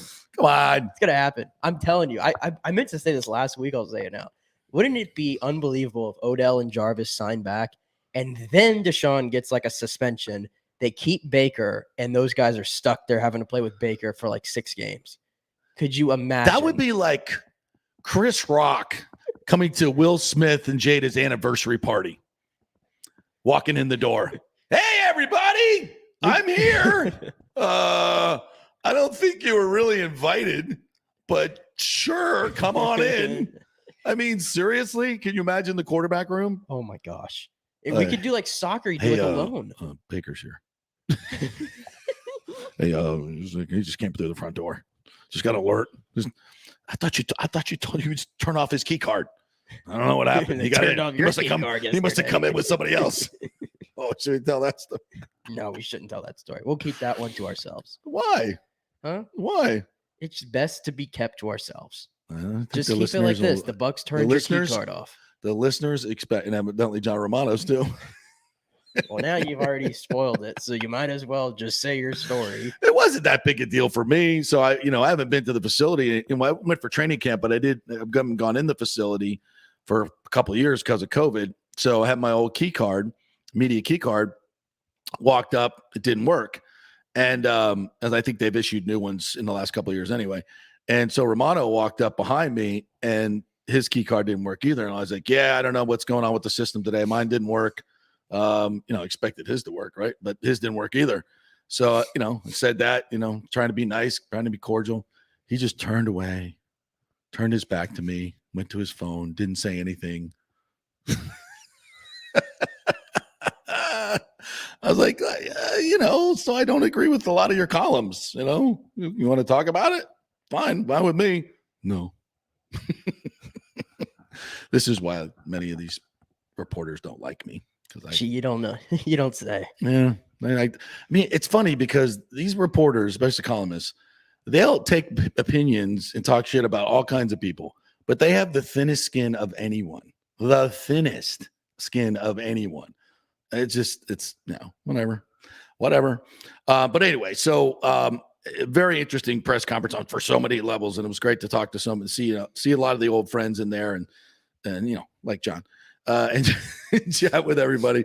Here's the question that everybody wanted answered with Tom Brady in the room. Bruce, tell us about your relationship with Tom Brady, if you would. Get your ass on the golf course, man. I'm getting broke. No, we have a great relationship. I mean, all the players there are a few in here, every one of them's gotten cussed out, all right, including him. So that's just part of me, So that's nothing new, but we have a great relationship. I mean, as soon as he retired, I think we text every week. Hey, where you at? What are you doing? When you going to play golf? When you getting back down this way? And so people got it right. I mean, and it couldn't be further from the truth. And then it's funny, as Bruce walked off the podium, he said he had the zinger. Do we have that one? Let me cue it up real quick. Cue it up. Because I didn't know if that was because he was kind of walking off the podium and he wanted to get one more zinger in, which I thought was kind of fun. It had to do with if you don't know this, Mike Florio has been writing article after article after article how Brady's going to Miami, Brady's going to San Francisco, Brady and Bruce Arians are at each other's throat. They hate each other. It's the worst. Yeah, blah blah blah blah blah. He can't stop writing about it. That's his narrative. So Bruce had to get one little shot in here. I know. I'm trying to find where I had my Florio video here. I had it. Where did it go? Oh, did Florio talk about it? Huh? Did Florio talk about it today? Not that I know. I'm sure he will today on his show with Chris Sims. Mm-hmm. But I'm trying to find the actual clip. I had it in my archives here. Bruce talking about it? Yeah, Bruce saying it. Stand by. Look, we came back from the Super Bowl. We were at the Super Bowl, and we talked about is there a rift with Brady and Arians. And everybody was asking me about it, and I'm like, it's not that I've heard of, but everybody else was talking about it. And I do think, especially when it comes to Brady talks to his confidants. He talks to Seth Wickersham and some of these other people, and they're talking about, things didn't go as well in the building. Delonte David talked about turmoil. I think this was much more about the AB situation than anything about game planning or anything else. And clearly Brady and Arians were not on the same page when it came to the AB situation. And as I mentioned, he did not support Arians when AB was attacking his head coach like I thought Brady should have. So here's Bruce. Working with you guys. Thank you very much, Coach. Thanks, guys. Wait a second. I got to come back. Wait. One other thing. It's been great working with you guys in the press. You've been fantastic all over the country. All right. Florio, you can write what you want. It's okay. Shots fired. Shots fired. Florio's got to respond to that today, right? That was the best mic drop you could have had. Yeah. And, and it's great working with Bruce. I love Bruce because he's so upfront. Remember when everybody was like, oh, Bruce just criticized Brady. He's throwing him under the bus. And it's like, no, that's not what we're hearing. What we're hearing is a coach who's honest with his players, who can be critical of his players in public because he has great relationships with them behind closed doors. Literally. That's how that works. I told you in the last segment, anybody that's on these shows that talks about it, disqualify your opinion, right? Yeah. Today, I saw Mark Schlereth, who is on Fox, but he's very insightful, has played the game. I love his takes usually. And he spoke about Brady, and he said, this guy played for Bill Belichick for 20 years. Right. And the second news got out that Bruce was being a little hard on him, people are going to act like Brady didn't like that. Like Brady, he's like, I can tell you right now, Tom Brady loves to be Coach Hart. He did it for 20 years with Bill Belichick, and you're going to tell me Bruce Arians was too much for him? Yeah. You take it I listen again to people like that have played the game, that know how that dynamic work, and that's what everybody says. Yeah, and I think there were disagreements between the two of them. And that's normal. And I think that got blown out of proportion, that their relationship and Brady is forcing him out. Look, I think a lot of us kind of said, look, I think there's something there, but I don't think it's to the point where and listen, if Brady said, I think it would be best for there to be maybe a reorganization in this particular situation, and maybe Bruce move up. I don't think he said that, but if he intimated that, and the Glazers had to say, well, if that's what Tom wants to come back, then and this is going to be the best part for him, then okay. Then and I think if Bruce Arians, as he did, he looked at the landscape and said, you know what, this is probably the best time for me to take a step back. It's why I tweeted it out a month and a half ago. I wouldn't be surprised if Bruce moved upstairs and left the reins to Leftwich. Remember how I talked about the coach in waiting, like Byron Leftwich? Yes. We talked about that a month and a half ago. Like, why not do that? Now, why let Byron Leftwich get away? Or just, why not? If Bruce isn't going to step down now, he's going to step down probably at the end of the year. Why not keep one of these guys as your head coach? And that's exactly what the Bucs ended up doing. It doesn't mean that Tom pushed him out, but I think a gentle restructuring is best for everybody. And I think that's more of a compliment for Bruce Arians than it is detrimental in any way or being negative in any way towards him. I think he's the guy that comes out looking more noble than anybody in the whole deal. You see Julian Edelman trolling today on April Fool's Day? Look at this. He posted his own little graphic. He did. Signing with the Bucs, on to the next chapter, the little pirate flag here, and here down in the bottom, little disclaimer at the bottom there. What does it say? April Fool's at the bottom. He got us. I saw Gronk is retiring one today from Tampa Bay Instagram. The move the Rays to Tampa got us this morning too. Yeah, 2:30. Mark Topkin tweet. Yeah, it looks real. It looked realish. I need to know how they did that. First of all, they did it's real. They had the little Rays statement in there and everything. Yeah. That is fake, right? It is fake. Okay, just making sure. 100% fake. I would, it wouldn't shock me if we heard that today. To be quite honest, I mean, they've been working on this deal for a while, and the Rays have been very oddly silent. Like, we haven't heard anything from Stu Sternberg since Sister City, right? I mean, that's how it was for the last 3 years, really, until that statement. Did you hear anything from him before, besides his antics during the playoffs? Not really. Well, no, he always by this time there's been an audience with him at spring training, right? This time he's done his annual what's going on with the Rays with Topkin. We haven't had that, have we? No. And usually on opening day he does an interview with Bally's, does with Fox Sports Sun or Bally's, which might come. But they've been strangely silent. Castor comes out the other day and says, I don't know what's going on. So I don't want to get on that tangent right now. We can do that at the end of the show because I want to get a few more Todd Bowles things in here. Let's hear from Todd Bowles about Brady being at the press conference yesterday and talk a little bit about his relationship with Tom Brady. Number 6 on our sound bites here today. Jump around real quick. Yeah, I know. Yeah, you are. Now we're loaded. No, it's always great to have him on the center. Finally, I get to play with him instead of against him. He's not beating my head in. We'll have some spirited practices. We had great conversation. I think the world of the guy. I think we're more alike than you could ever know on the scenes, even though it doesn't look like it on the surface. He's probably a little more chilled than I am. So I got to find a new thing other than that too, because Bruce took cool and Tom took chill. But, I got to find my niche in this whole thing without being a jerk about it. So I'm going to look for that and try to find that any way I can find it. I think it's going to be, you guys got the offense. I don't think Todd Bowles is going to worry one bit about it. And I wouldn't even be surprised if fourth down calls are kind of the domain of Leftwich. Like, can we get it? Let's go for it. I'm sure Bowles will have a say in it, and I think he'll be aggressive in that way. I think he might be more aggressive than Bruce Arians, to be quite honest with you. All right, here's number 8. Let's play number 8, Bowles, his unique relationship with Bruce Arians.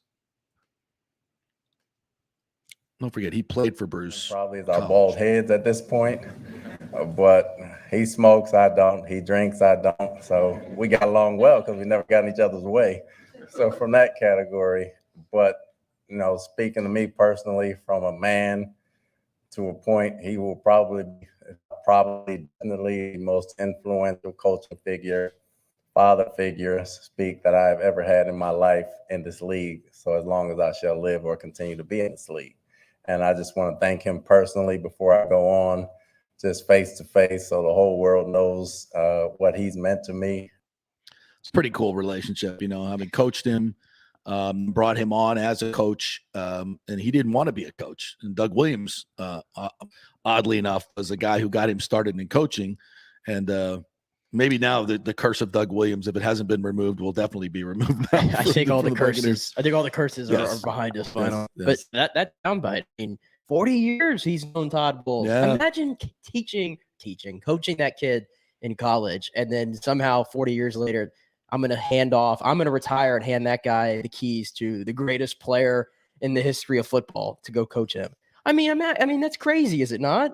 It's bizarre. So when Bruce Arians talks about this whole secession and y'all want to put your conspiracy, you could shove it. Yeah. You could shove it. Bruce Arians is living on cloud 9. Yeah, and it's a life legacy. And things that are rare in the world today. Yeah. Rare.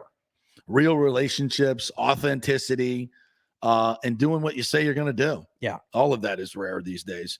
And then the question that didn't get asked at the press conference, which I'm glad it didn't, because this is more of a question that probably needs to be answered in a more private setting, like they did. They took Todd into the reporter's room, and he met with the beat reporters, and he was asked about the last play against the Rams, courtesy of our Joey Knight at Tampa Bay Times. So the question a lot of fans out there want to ask you, what happened on the last play against the Rams? What was up with that? We blew it. What do you say? Including the coaching staff. Anytime a play goes wrong, it's the coaching staff and the players. A player can't. You call it right and they execute it right, it's a great play. If they execute it wrong, it's a bad play. You should change the call when you execute it wrong. You should change the call when you call it wrong.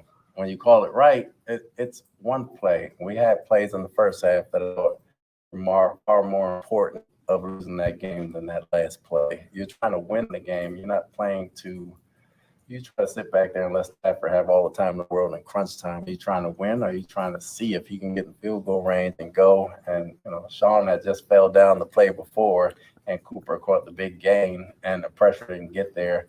We were trying to win. I will never apologize for trying to win. And if I didn't call zone and he got the play off, you said I should have blitzed. We blitz all the time. How come we didn't blitz? And that's part of football. That's coaching. You have to learn to make peace and live with that. Do you forget it? Never in life. I can remember a lot of plays, bad plays as a player and as a coach. I can remember the touchdown passes I gave up when I played for the Redskins. There were 3, and I can remember all 3 of them. So, this play will be another one of those things, but that cannot stop you from being you. You go back to the drawing board, you see how you can get better as a coach and how you can teach you better as a player, and you move on, and that's the only way you can have growth. I can't come in the first day and say, you blew this play from last year, that's why you're not, that's unrealistic. And, we were trying to win just like everybody wanted us to win. It didn't happen. So, that's all I can tell you.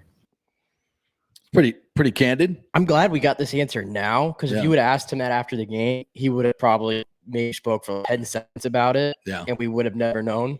Yeah. Now that you had a long time to think about it in that form, a nice 2-minute answer there. Interesting. Appreciate it. All right, quick break. When we come back, we're going to talk some Final Four with my good buddy David Zimroth, Coach Z, UNC versus Duke. He's coached against these guys, this Mike Krzyzewski character, so he can tell you all about it and what's at stake here as we look ahead to the Final Four. Stay with us.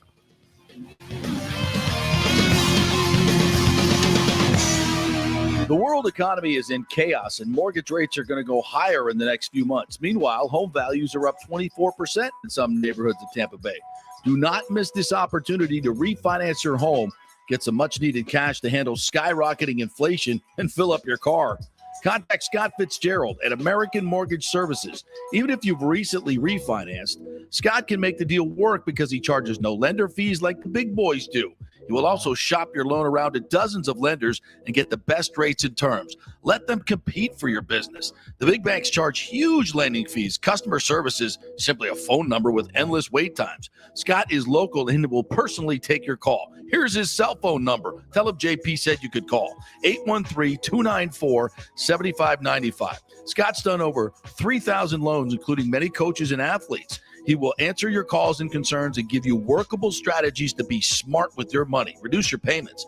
It's not just what you make, it's what you keep. 813-294-7595 or email him at scott@amstampa.com. The health professionals at Bay Area Modern Medical Center want you to know it's time to commit to a new healthy lifestyle. It's literally a matter of life and death.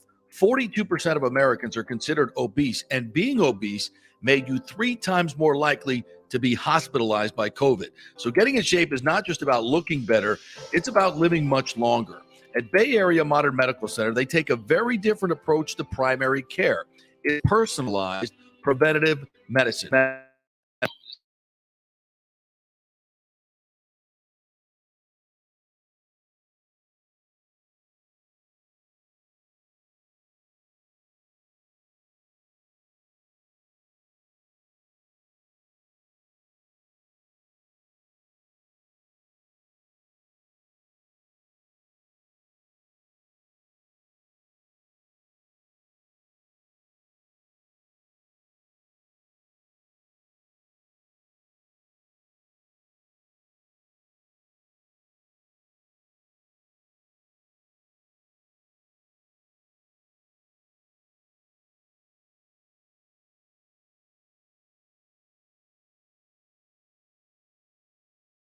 The builder and just can't get any relief.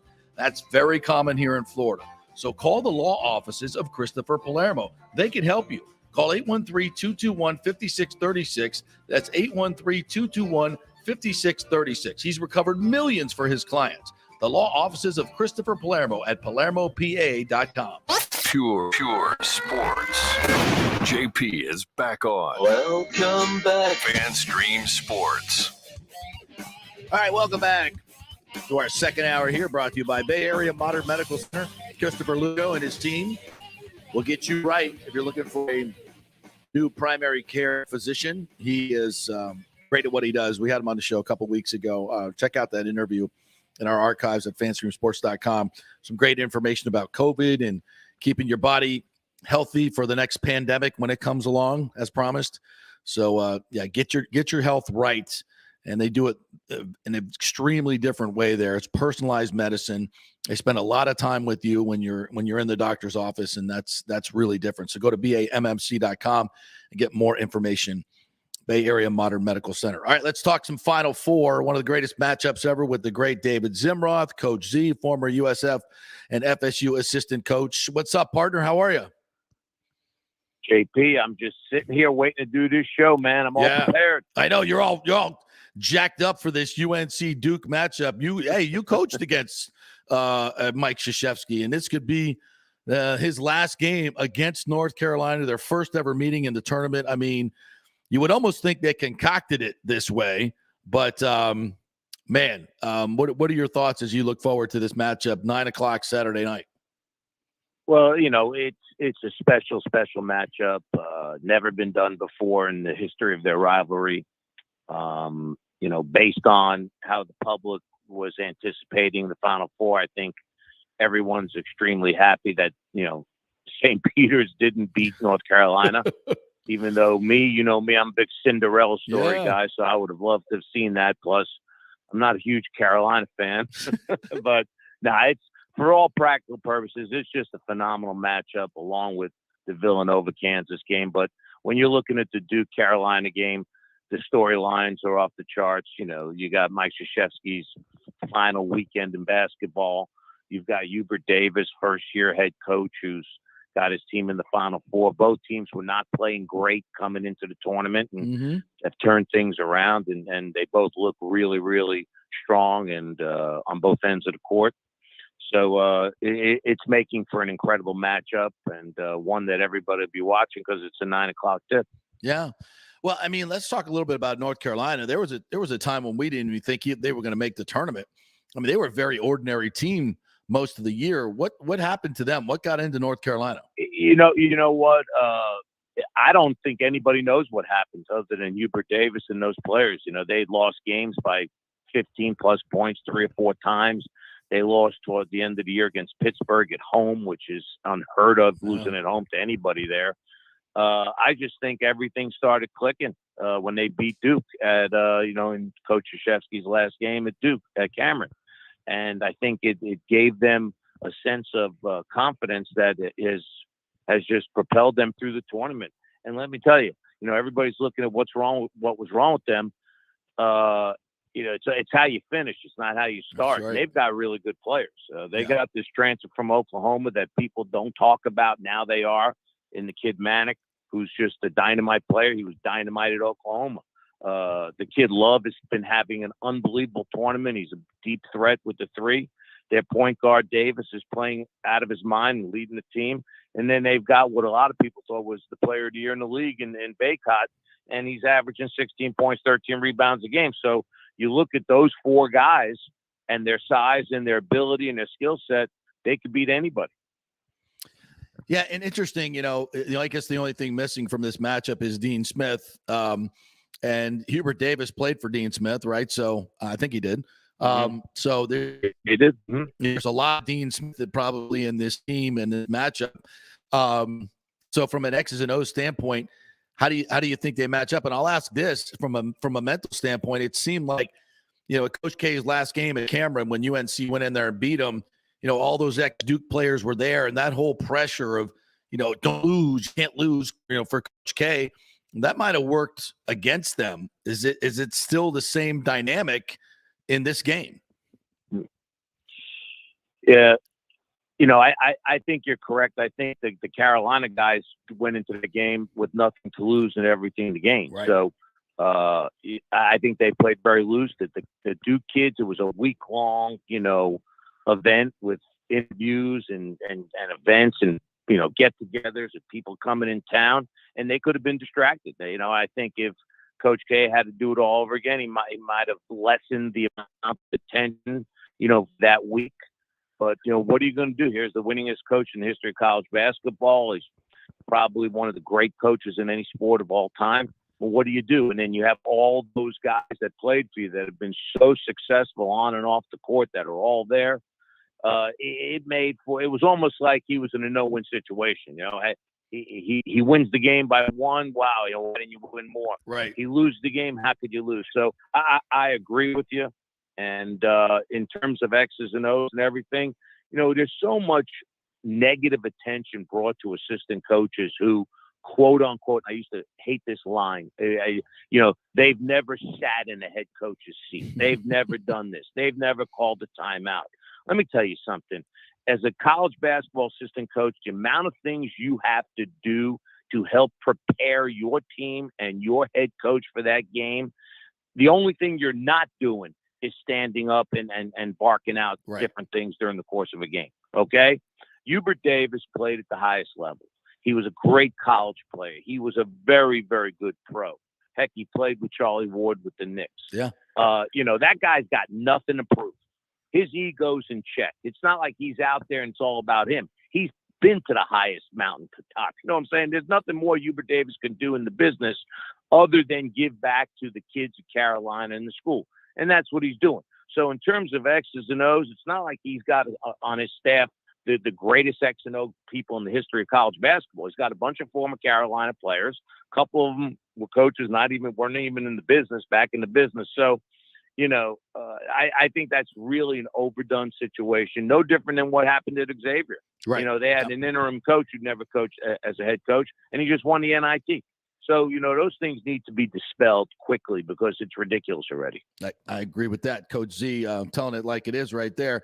I guess they're going to play another game at the Final Four. I heard Kansas and Villanova are going to play as well. Two pretty good programs, by the way. Game. Yeah, it's just as good a game. That's what's crazy. It's been overshadowed. Yeah, you're talking about a program in Villanova that's won 2 out of the last 5 or 6 and championships. Kansas is probably one of the top 2 or 3 programs in the history of college basketball. Both coaches are in the Hall of Fame. Yeah, Villanova's got players. Kansas got it. It's really, from a fan standpoint, you could not ask for a better Final Four. You literally could not ask for a better Final Four. Speaking of that, by the way, so for some of us here who haven't watched maybe Villanova as closely, I know Justin Moore towards Achilles. He's not going to be in there, obviously.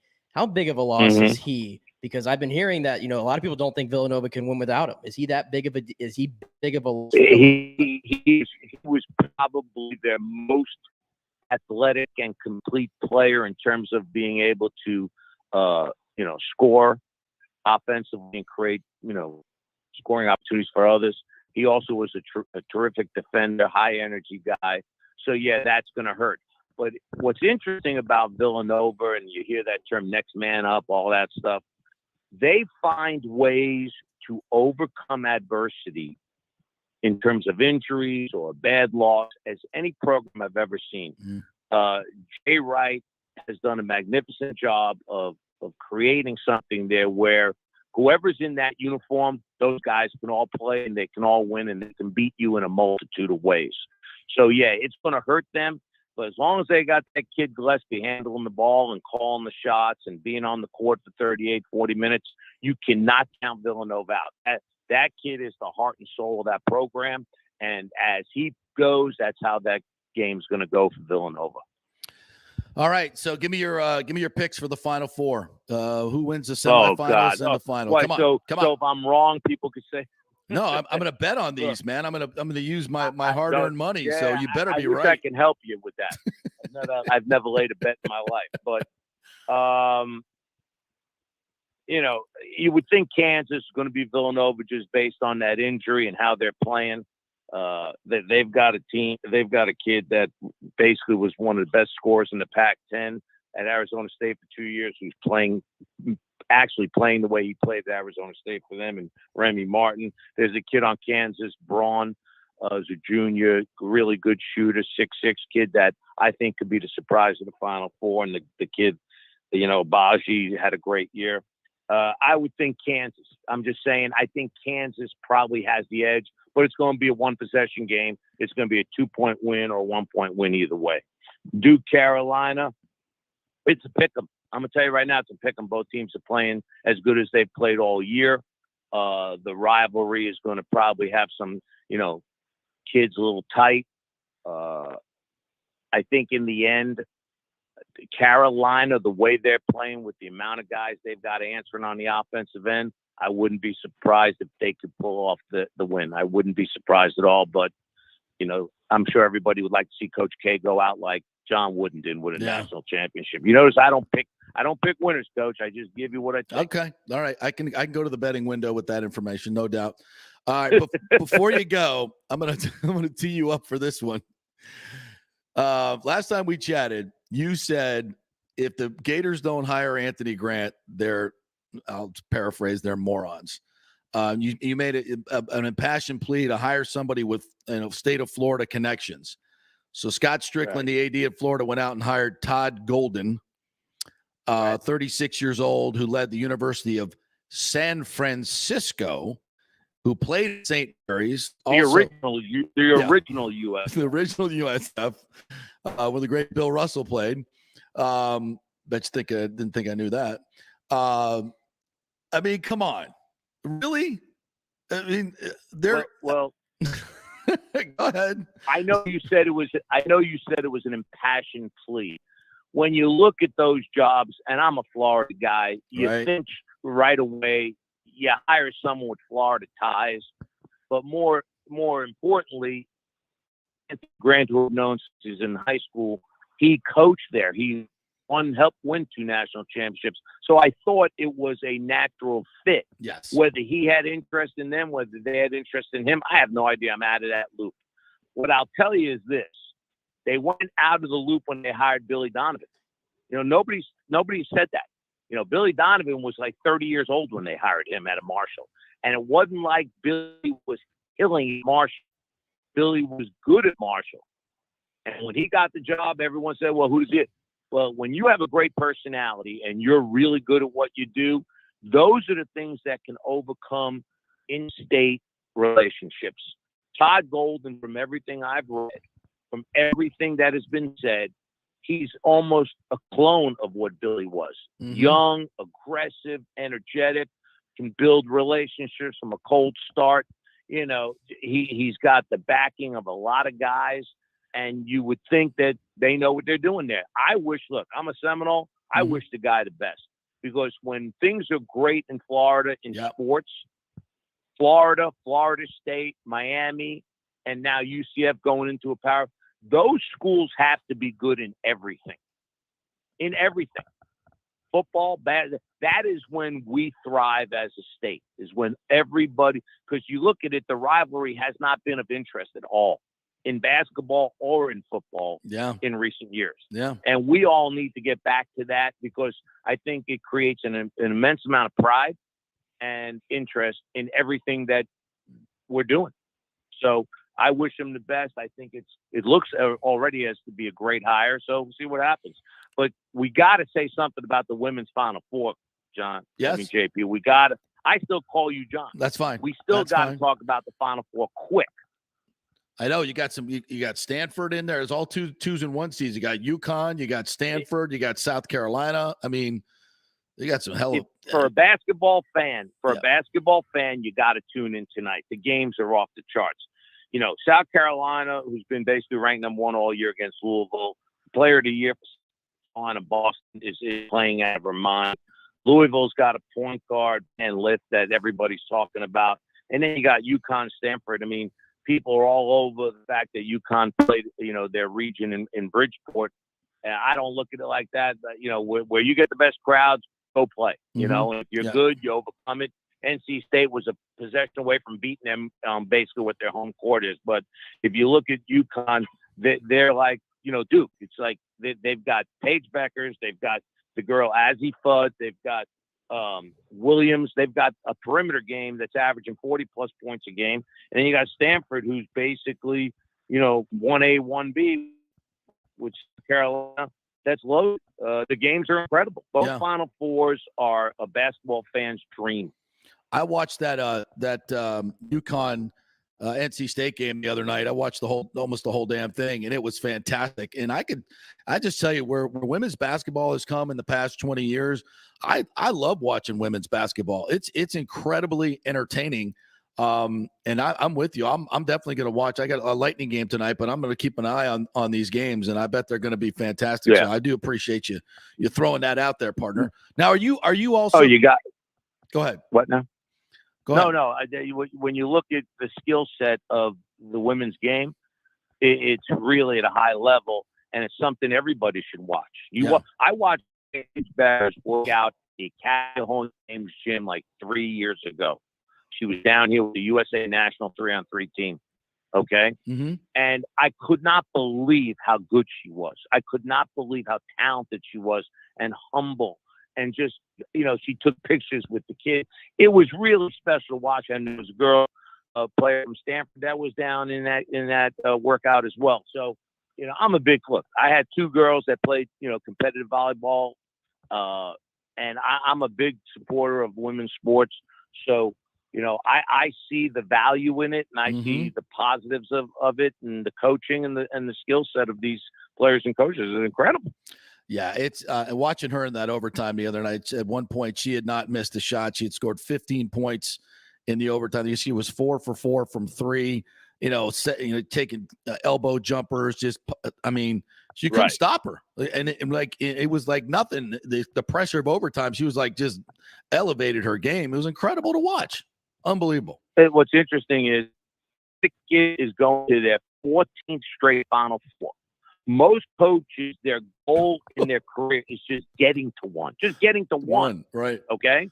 I know that was, for me, the biggest goal, that I just want to one time walk out on the Final Four as a coach.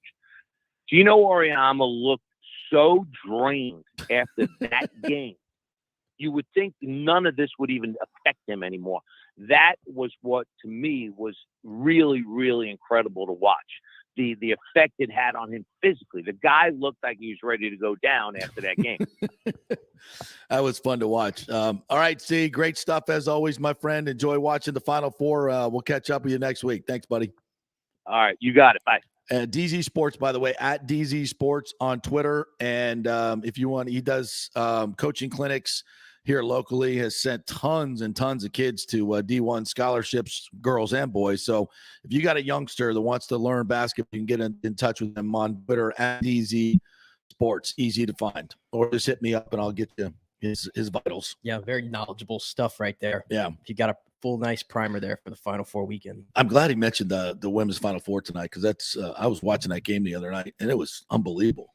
Paige Beckers can play. And that girl from Iowa, Caitlin Clark. Oh, I love watching her play. Yeah. Pulling up from the logo. So far, I watched the UConn UCF game for obvious reasons. Yeah, which was that really was a good one too. Came Yeah, down to the wire, but both tournaments. I mean, you got 1 seeds and 2 seeds over there. North Carolina might as well be a 1 or 2 seed the way they're playing lately. So it's a dream. I mean, we didn't talk much about the final or the March Madness leading up to it, but I'm invested right now. Yeah, because Florida State wasn't in it, Florida wasn't in it. Yeah, and then Miami ended up going on a nice little run. Florida State beat Miami back to back this year, and then they lost 4 of their starters, and their season was over. Oh, between COVID and those injuries this year, we've had the FSU's had some great run. I mean, every time you turn on the NBA, there's an FSU player playing. I mean, he's put a lot of guys into the NBA in the last Leonard Hamilton I'm talking about, but they just haven't been able to kind of get over the hump in the tournament. Yeah. By the way, I got a lot of people asking us, sending us stuff on the show Twitter account, asking our opinion on the USF not airing the spring game. And we have not talked about that yet, but a lot of people are hot about it. Look, I love Jeff Scott. I love the USF program, and Michael Kelly. I think they do a fantastic job. This seems just utterly silly to me. I mean, utterly silly. Everybody puts their spring game, and this is a program that needs interest. Yes. For God's sakes. They need to reverse course on this if they can by now. You're getting to a point where people are really interested in your program. And by the way, the players want to be seen. They want to be seen. You don't think they want to be seen? I mean, are they allowing fans to come out? Right? I mean, they're allowing fans to come out, aren't they? I'd like to think so. I like to think so. I mean, I just don't get it. Like, every big school has their spring game like aired on ESPN, ESPN2. Right? And is it for the reason that he feels that the teams that they're going to play next year will get a competitive edge? Yes, that's actually his real. I'm trying to like locate the quote that he had, but are they installing new systems on both sides of the ball or something? I mean, is there going to be a lot of stuff that's new? See, I think sometimes coaches, they get a little carried away with, the X's and O's when it's a lot about the Jimmy and Joes. And, and there is this thing about promoting your program that people want to see this stuff. They want to, if they're interested, and I think there's a ton of people clearly because they're pissed off, want to see the spring game. It's more negativity around this program you didn't need, because there was some positivity with the stadium breaking ground. And the on-campus facility. And then you do something like this and fans are irate about it. It gets it's no interest built up in the spring whatsoever. Yeah. And the whole competitive advantage thing. How many games has USF won in the last 2 years again? How many games? 2, 3? Not many. I can't. Okay. Competitive advantage. That's what we're worrying about. That's now. how we're gonna win games. I think I know the quote that he said was whoever they opened the season with, the last tape they're gonna have on us is back to 2018. I'm telling you right now, you're not in a position to act like that, USF. You're just not. Don't they open with somebody big too? I think it's BYU. Yeah. Which, by the way, BYU played them last year. And played them tough. They did play them tough. Yeah. And I mean, so I think the world of USF at the moment, I think they're going to take a jump this year. I do too. But They've it's done just a good job in recruiting. These little things that you need to tighten up. Yeah, I don't see that as that's not a good idea. No. But yeah, people want to see it. They want to see it. They want to see your new players. They want to see a lot of the, things. It's just such a big thing to keep interest in your program. And they're doing a lot of things right now. So yeah, not a good idea. Anything else we missed? Mike Zunino's got a shoulder issue. Not sure going to be able to start for the opener for the Rays. It's no good. Somebody else tweeted at me, hey, guess who's starting for the Twins? Opening day, yeah. Joe Ryan. Hey, we got a half a season of Nelly Cruz, right? Is that the trade? Yeah, that was the trade. It was a good trade at the time. Yeah. Oh, okay. Yeah, I mean, sometimes they work, sometimes they don't. Yep. Speaking of the Final Four, Seth Greenberg. Seth went on, got up this morning and picked UNC. And like minutes earlier, he was on with Jay Will on radio and picked Duke. And Jay Will called him on it. He called him on it so bad. It's like, come on. Oh, congratulations to Michael Clayton, named as the Plant City high school football coach. I did see that. So he'll do a great job. Talk about enthusiasm, boy. He's going to bring some enthusiasm. Ain't no doubt about that. I love when these Buccaneers and stuff go back and coach and give back to the community in that way, because it's hard work and they don't get paid for it. So, commensurate to what they put into it. So, good luck to Michael Clayton there. All right, thanks once again. Another great guest list today. Chris Torello, who just roasted my co-host here today. Bobby the Chief Taylor, Gary Koch, David Zimroth. You can listen back to all those great interviews on our website, fanstreamsports.com, and on our YouTube and Twitter as well. Have a great weekend, everybody. Go Bolts!